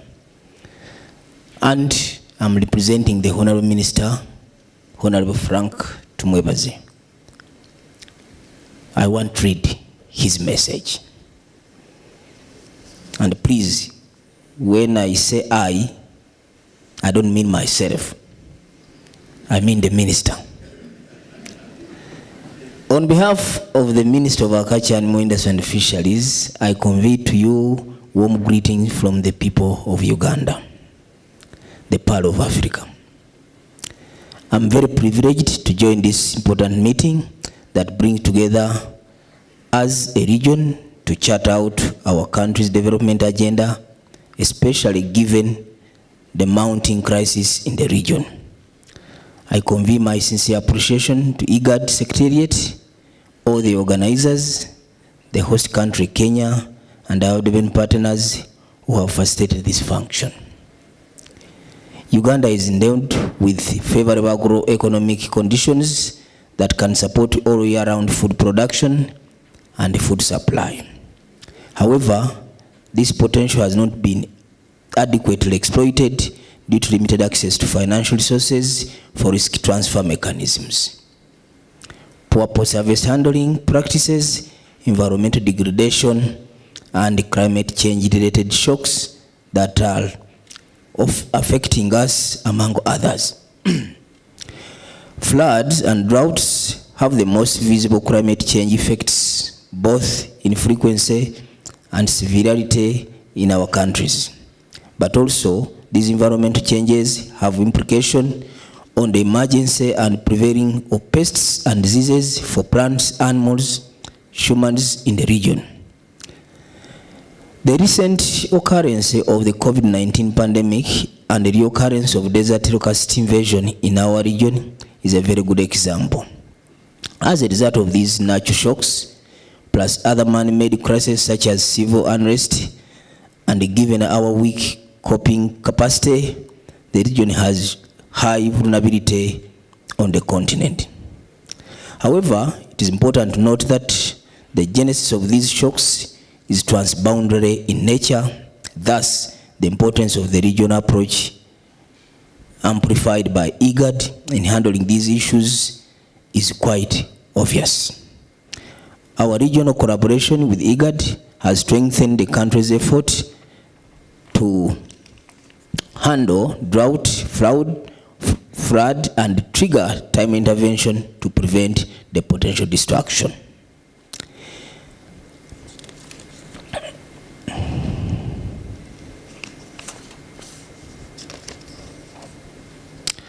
Allow me, with that background, to go straight through the challenges, and then I'll go to lessons learned, and I conclude. Some of the challenges faced include, but not limited to, inadequate preparedness, many times negative shocks, such as desert locust invasion, used to take us many years before the next happens. This had brought about some unintended laxity in management of the virus. Climate change has brought about more frequent and severe occurrences of natural disasters, stressing our business as usual preparedness capacities.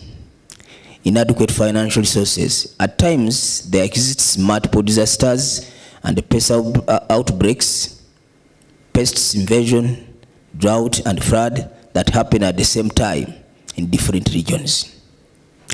This stretches the capacity and capability of our resources to timely and effectively control the same. We also have a challenge of people's culture, people refusing to leave prone areas even when alerts have been issued due to a number of reasons such as cultural attachments, local politics, and other issues.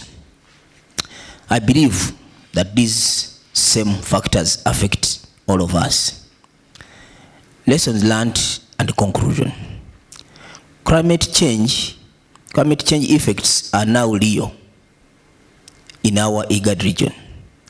While we have been emphasizing drought and associated effects, we now need also to be prepared for severe floods, etc.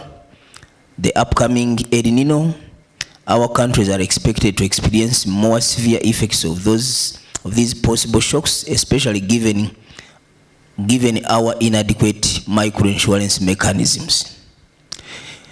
Dear participants, time is now.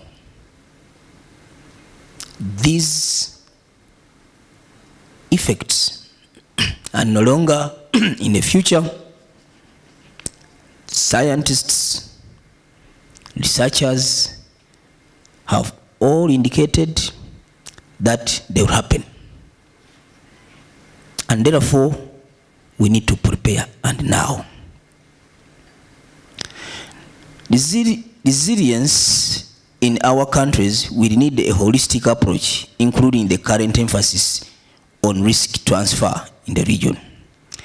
Commercialization of our culture is a key enabler for microinsurance. It will create demand. It is important we invest in information technology to enable timely and precise prediction of possible shocks, but also develop risk management strategies such as microinsurance schemes and other schemes relevant to all our countries. Uganda is committed to strengthening regional and wide-level continental partnerships aimed at improving risk transfer mechanisms and building resilience of our people on our mother country, continent Africa. I want to end by once again thank our host country, the government of Kenya and her people, the member countries, the secretariat who have organized this wonderful engagement, the hotel management, participants, members of the press and media, who I believe will make all our people who are not in this room to follow and understand our deliberations. Our prayer is that we wish that all member states invest in information technology, build institutional capacity to come to a common understanding to address the risks, challenges that all have been mentioned by all the countries participating here. Uganda is committed to working with our development partners to fix these issues. I say all this for God and my country. Thank you very much for listening. Thank you, Excellency, for conveying message and also expressing your experiences and commitments to this audience or to the member states. Thank you very much again. Now the chances, I think the last but not least, the chances for Ethiopia. Since I am chairing this session, I will give the chance to present to my colleague, the Chief Executive of Crop Development Sector in my ministry, Mr. Isaias, will present on behalf of me. Thank you. Okay. Thank you, Your Excellency. I will read His Excellency Dr. Meles Mekonnen message. The guest of honor, Your Excellency Dr. Atar Guled, IGAD ICPAC Director General and representatives of the IGAD Executive, Honorable Ministers, State Ministers, Commissioners of IGAD member countries, distinguished development partners, representatives of the civil society, distinguished delegates, invited guests, all protocol observed. Ladies and gentlemen, on behalf of the Federal Democratic Republic of Ethiopia, Ministry of Agriculture, it is my honor to be part of IGAD Ministerial meeting on risk transfer and transboundary pest control and management, and would like to thank the Republic of Kenya for hosting this important meeting. Agriculture is one of the best prospective sector for growth in Ethiopia. The government of Ethiopia has embarked on a 10-year economic development plan where agriculture is on the top of priority sector. Ethiopian development plan has laid out enhancing agricultural production and productivity as one of the major strategic pillars. As agriculture remains a critical part of Ethiopian economy, accounting for 40% of the GDP and an estimated of 75% of the country workforce. The share of the crop production subsector is 65% and that of the livestock sector is 35% of the agriculture sector. This sector is highly affected by climate change such as drought, flood, and another extreme events. Mostly the livestock sector, which contributes 19% of the GDP and 20% of the foreign exchange earning of the country, affected by climate risks.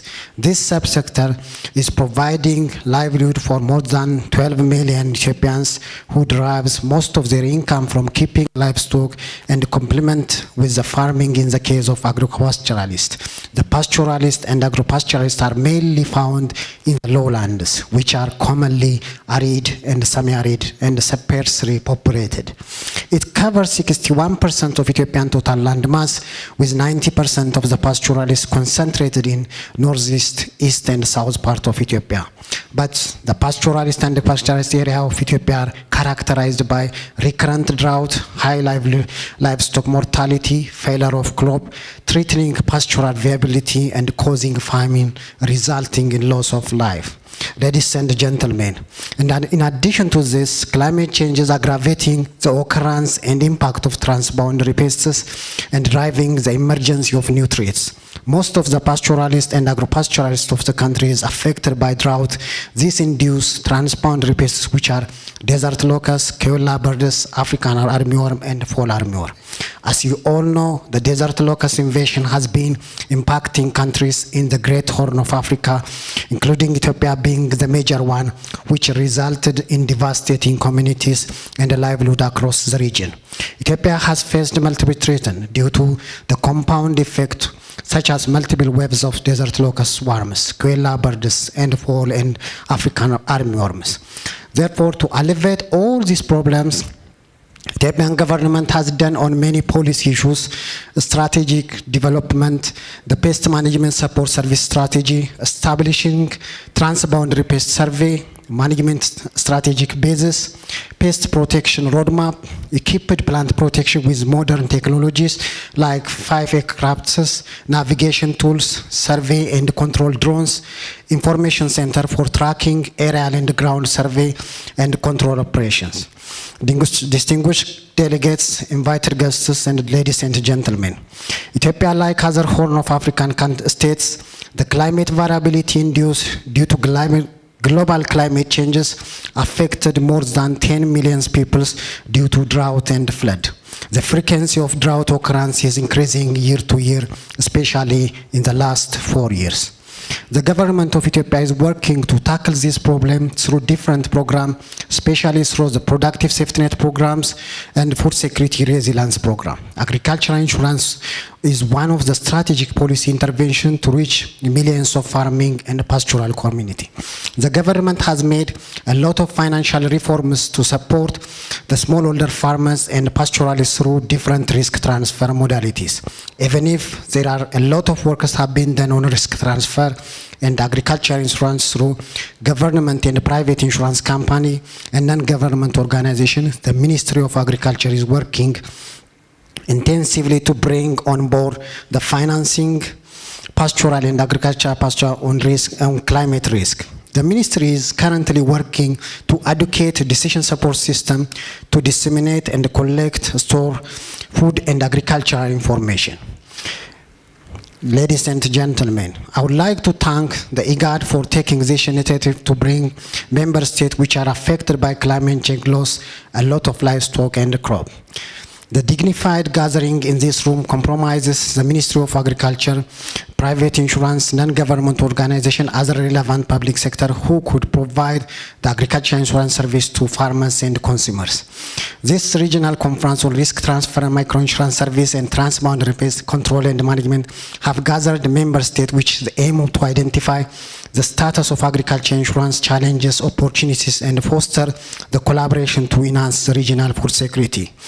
I want to assure Ethiopian government commitment for the success of the risk transfer and transboundary pest control management initiative implementation.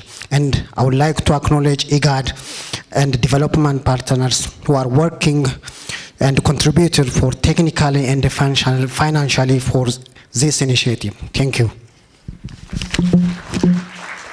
Thank you, Mr. Sayas. I think let me this opportunity to express my sincere gratitude, or let me take to thank three entities, especially on strengthening of the country capacity just to be capable on surveying, controlling, and management of these transboundary pests. Especially, I would like to say thank you to my government, especially the passionate Prime Minister Dr. Abiy Ahmed, for allocating budget for the purchasing of around 5 aircrafts for surveying and controlling of these transboundary pests, and also allocating a budget for the management, the overall management of this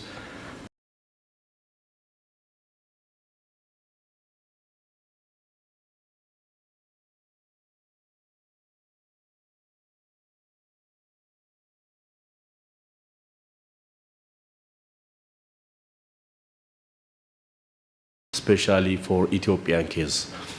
Before 3 years, there was a huge invention of this desert locust. At that time, on surveying, controlling, and also after just managing that pest, just to strengthen or to support the livelihood of the farmers who was attacked by that pest, was supported by World Bank. Even to strengthen the capacity of the nation or the country, World Bank is financing to establish 3 bases for surveying, controlling of these pests. One base is around Djibouti, which is very suitable for Ethiopia and also Djibouti and Somalia. One base is around Arbamenj for Ethiopia, North Kenya, and also South Sudan. Really, it is very important one. The third one is around Kombolcha. It is nearby to northern part of the country. It will be also very important to work with Eritrea also. Really, thank you very much, World Bank, for that. The other one is FAO, Ethiopia. Really, there was very important partner in the occurrence of that pest. Even there was capacitating the country or the ministry to have a digital earth ranger to follow the surveying, the controlling activities of this transboundary pest management. Really, these are the 3 very important partners who are supporting the Ministry of Agriculture. By taking this opportunity, I would like to say thank you very much for your great support. Finally, I will take the chance to remind the IGAD from this presentation of the ministers or the IGAD member states. We have seen their experience, their lesson on the risk transfer and also managing these transboundary pests. I think it will be good to identify the best experiences or the best practice of these countries and share to the member states also. It will be a good opportunity to learn, to take a lesson, and to adopt in our country. Really, it is very wonderful. Finally, I would like to say thank you, the Kenyan government, for hosting and receiving us for this important meeting. Thank you very much. I think I will come to the final session. It is the adoption of the Ministerial Communique on the risk transfer and transboundary pest management. I think let us hear the presentation. The floor is for you. Thank you very much.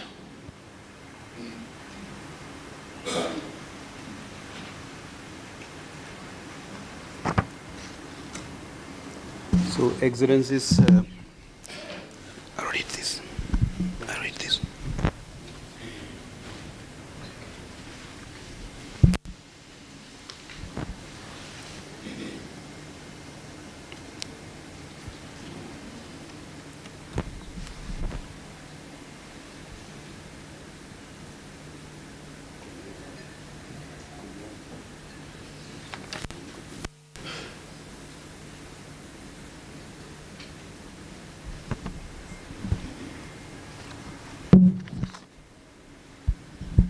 So, Excellencies, Honorable Ministers, distinguished ladies and gentlemen, good afternoon.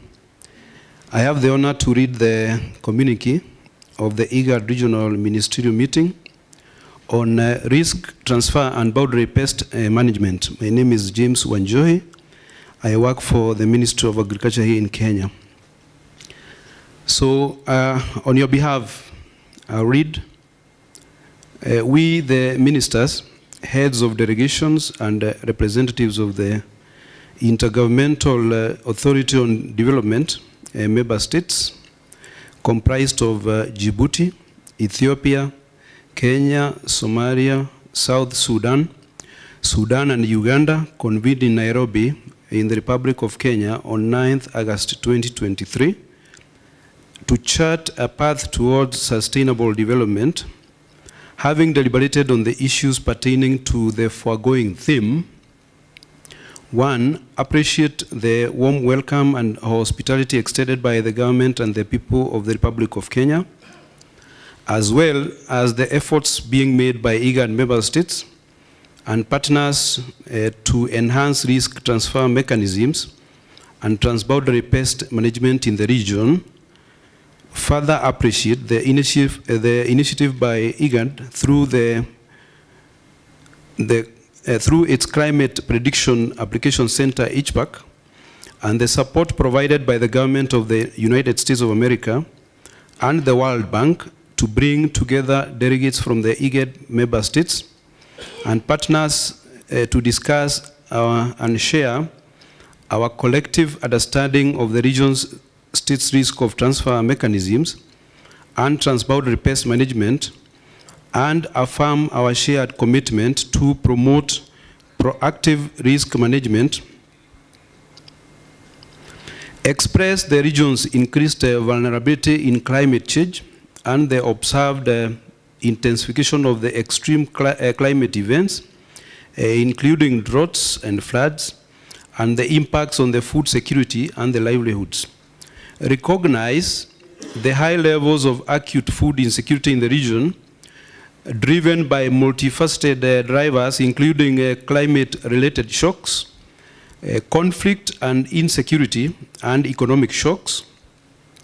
Recall the IGAD Regional Ministerial Meeting on strengthening, adapting, and accelerating national and regional efforts to address food crisis in the region, held on 7th October 2022 in Nairobi, Kenya, and the strategies agreed upon and outlines in the subsequent communique to enhance, modify, and expedite both national and regional initiatives aimed at addressing food crisis.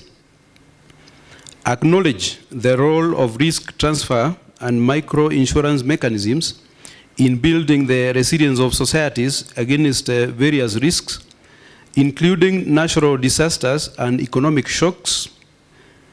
Recognize that many risks, such as climate-related disasters and disease outbreaks, transcend national boundaries, and therefore there is a need to explore opportunities for the cross-border collaboration in risk transfer and micro-insurance initiatives in order to effectively address shared challenges. Recall the outcomes and recommendations of the first and second regional conference on risk transfer and micro-insurance for resilience building in the IGAD region, held in Kampala and Khartoum respectively.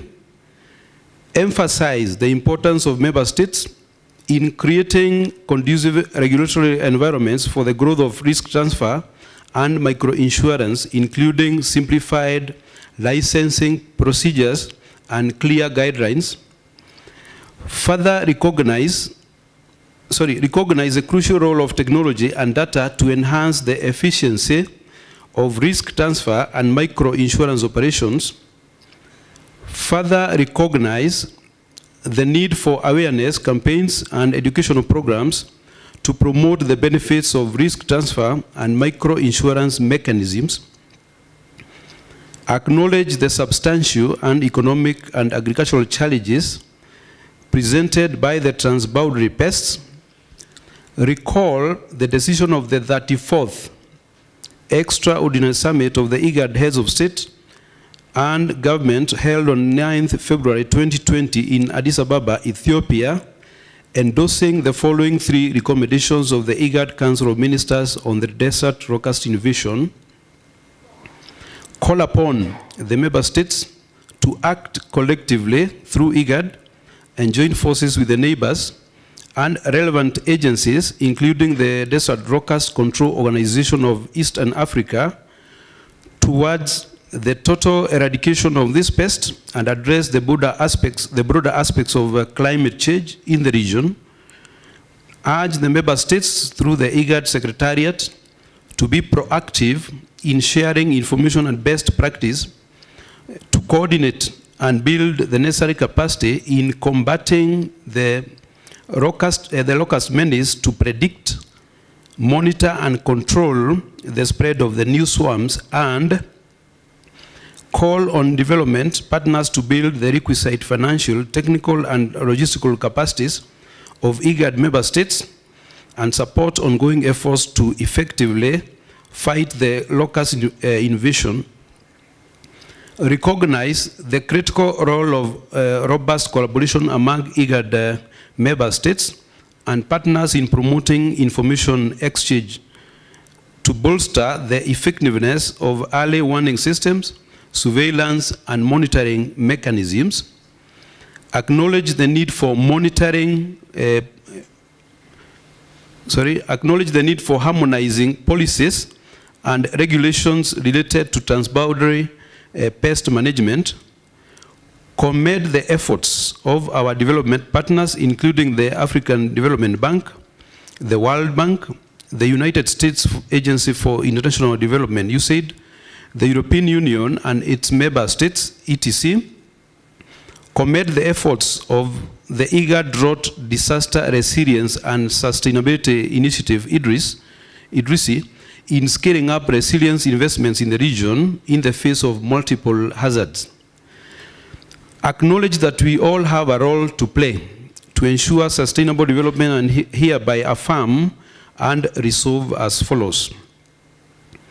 Declare our joint commitment to develop a comprehensive roadmap that prioritizes the strengthening of the region's food systems and enhancing of resilience to the multidimensional risks and shocks that impact upon food security across the region, to promote community, national and regional well-being and sustainable development across the region that contributes to peace. Urge IGAD to devise mechanisms that improve the role of risk transfer and risk financing approaches in enhancing communities' resilience and livelihoods. Further urge the adoption of the innovative technologies such as satellite monitoring systems and digital data collection tools for pests surveillance, monitoring and control operations, and to increase access to micro-insurance products and streamline processes.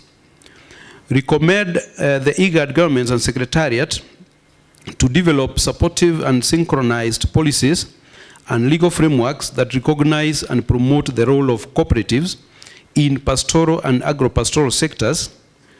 Appeal to IGAD member states and partners to accelerate investments in improving the resilience of the region food systems, recalling the previous commitment to strengthen the linkages between regional coordination mechanisms and the implementation of the food systems national pathways developed as a critical outcome of, from the Food Systems Summit. Encourage IGAD member states in partnership with the relevant stakeholders to foster collaboration and knowledge sharing to promote cross-border risk transfer mechanisms and facilitate the exchange of best practices in micro-insurance. Commit IGAD member states and secretariat in partnership with relevant stakeholders to develop measures to strengthen the capacity for multi-hazard early warning, early action mechanisms at national and regional levels that break the cycle of recurrent food crisis and transform food systems as a critical element to support sustainable development and peace. Resolve to encourage continuous innovation in micro-insurance product development to address the specific risks faced by different communities and sectors in the region. Commit to harmonize regulatory frameworks for risk transfer and microinsurance across IGAD member states and create an enabling environment for the growth and sustainability of microinsurance initiatives, ensuring consumer protection and financial stability. Reaffirm our commitment to collaborative efforts in addressing transboundary pest related challenges, and emphasize the importance of information sharing, capacity building, and joint research initiatives for effective pest management and control. Recommend recalling the communique of the IGAD Ministerial meeting in October 2022 in Nairobi, IGAD and member states to prioritize the strengthening of the transboundary pest management mechanisms, including establishing coordinated early warning, early action systems, and data generation and sharing. Declare our support to establish robust transboundary pest-related information sharing mechanisms among the IGAD member states and propose the development of a central database that facilitates real-time exchange of pest-related data, including pest outbreaks, distribution patterns, and control measures. Urge the adoption of integrated pest management approaches that are environmentally sustainable and economically viable. Further urge the IGAD Transboundary Pest platform to develop regional harmonized guidelines and regulations to facilitate the adoption of biopesticide and biological control to support an effective response to desert locusts and other transboundary pests at national and regional cross-border level. Support the role of DLCO East Africa through the modernization and restructuring to strengthen early warning response for effective pest management. The support should cover assessed technical, institutional, and financial sustainability. That means reviewing the roles and mandates, capacity gaps, identifying overlaps, and the synergies they are in. Commit to work with DLCO East Africa and research institutions at national and regional and international levels to conduct fundamental assessments and research on topics related to surveillance and management of desert locust and other transboundary pests. recommend IGAD, DLCO, East Africa, and FAO to collaborate to synergize their activities in the combating desert locust and transboundary pests and provide technical support to member states to enhance their early warning systems. And finally, encourage the strengthening of public-private partnerships to ensure availability of inputs and services needed to manage transboundary pests, risk transfer, and micro-insurance products. Done here in Nairobi on the 9th day of August 2023. Thank you very much. Thank you, James, for your presentation.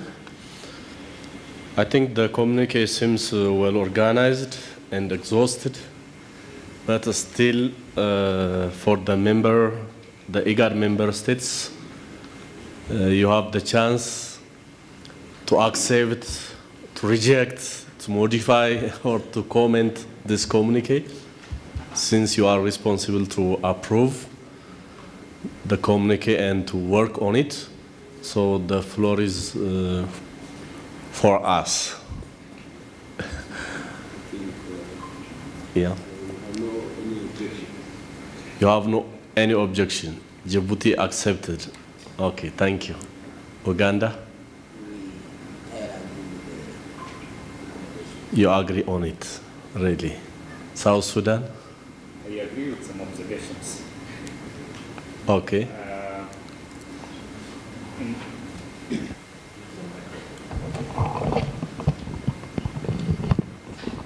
Just little observation.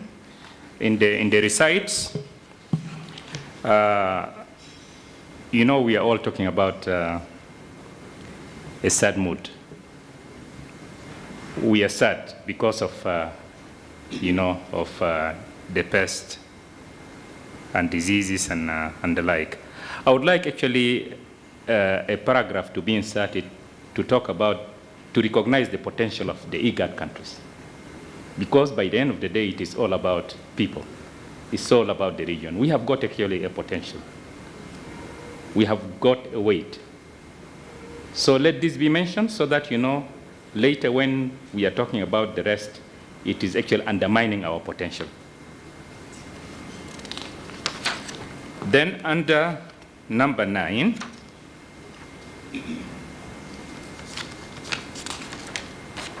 which starts with the commit to harmonize regulatory frameworks. Are we there? Given the situation with South Sudan, for example, we are not yet there in terms of the regulatory framework. So I would like commit to establish, develop, and harmonize, so that, you know, in our case, the system is yet to be established. So commit to establish, develop, and harmonize regulatory frameworks and continue the rest. Thank you. Thank you very much.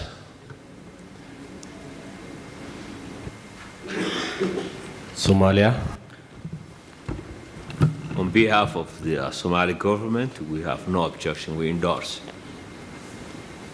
Thank you very much. Kenya.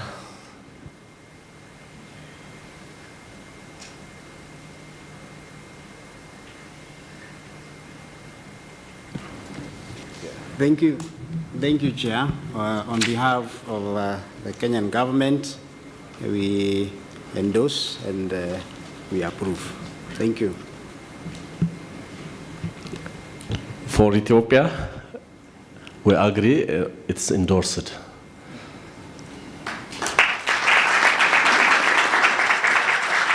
But as a chairman, in this communique, I think it will be good to consider the issue of South Sudan, just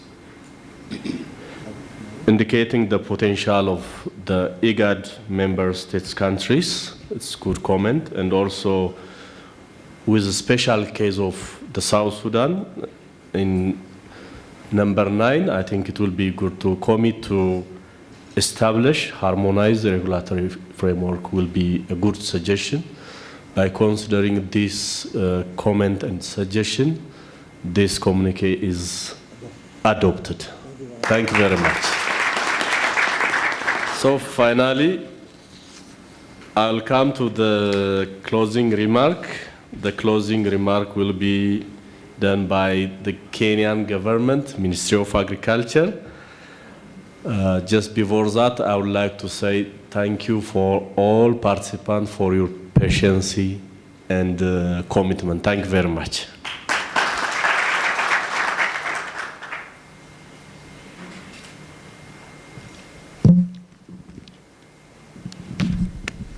So thank you very much for this opportunity given to the Kenyan government for closing this function.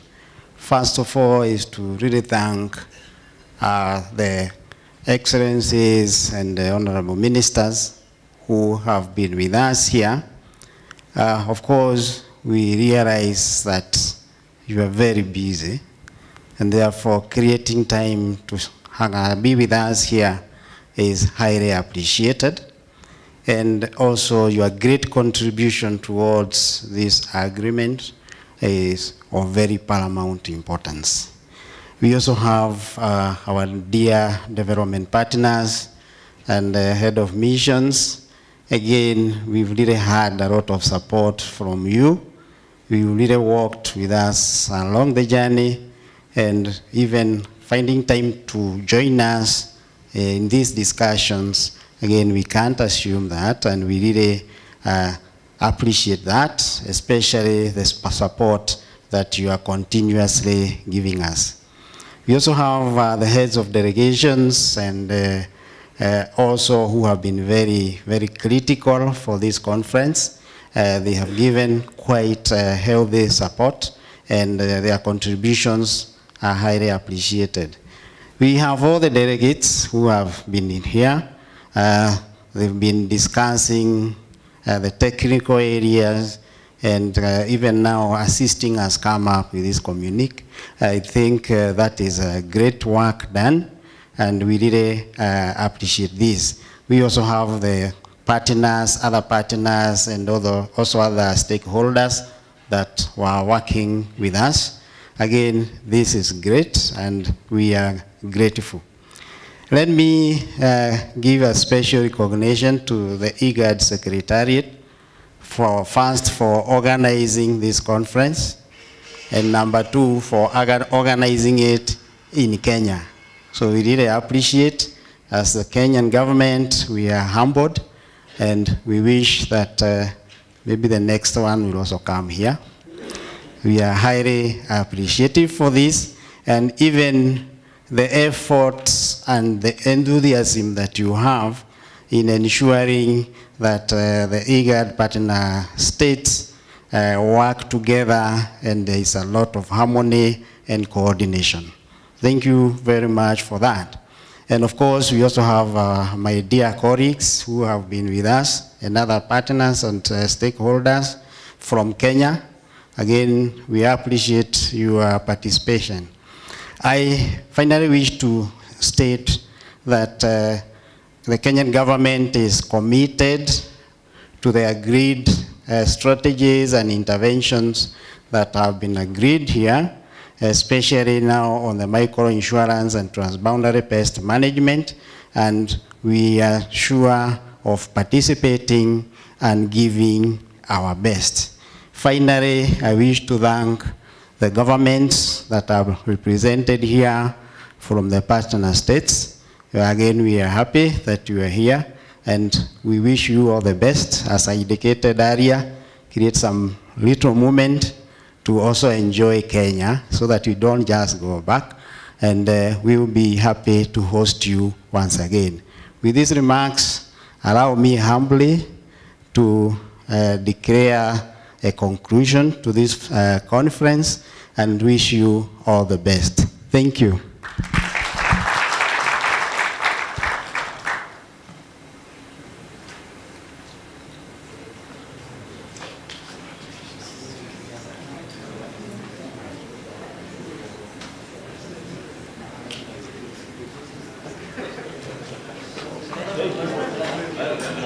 Ken, you know when I leave, that's.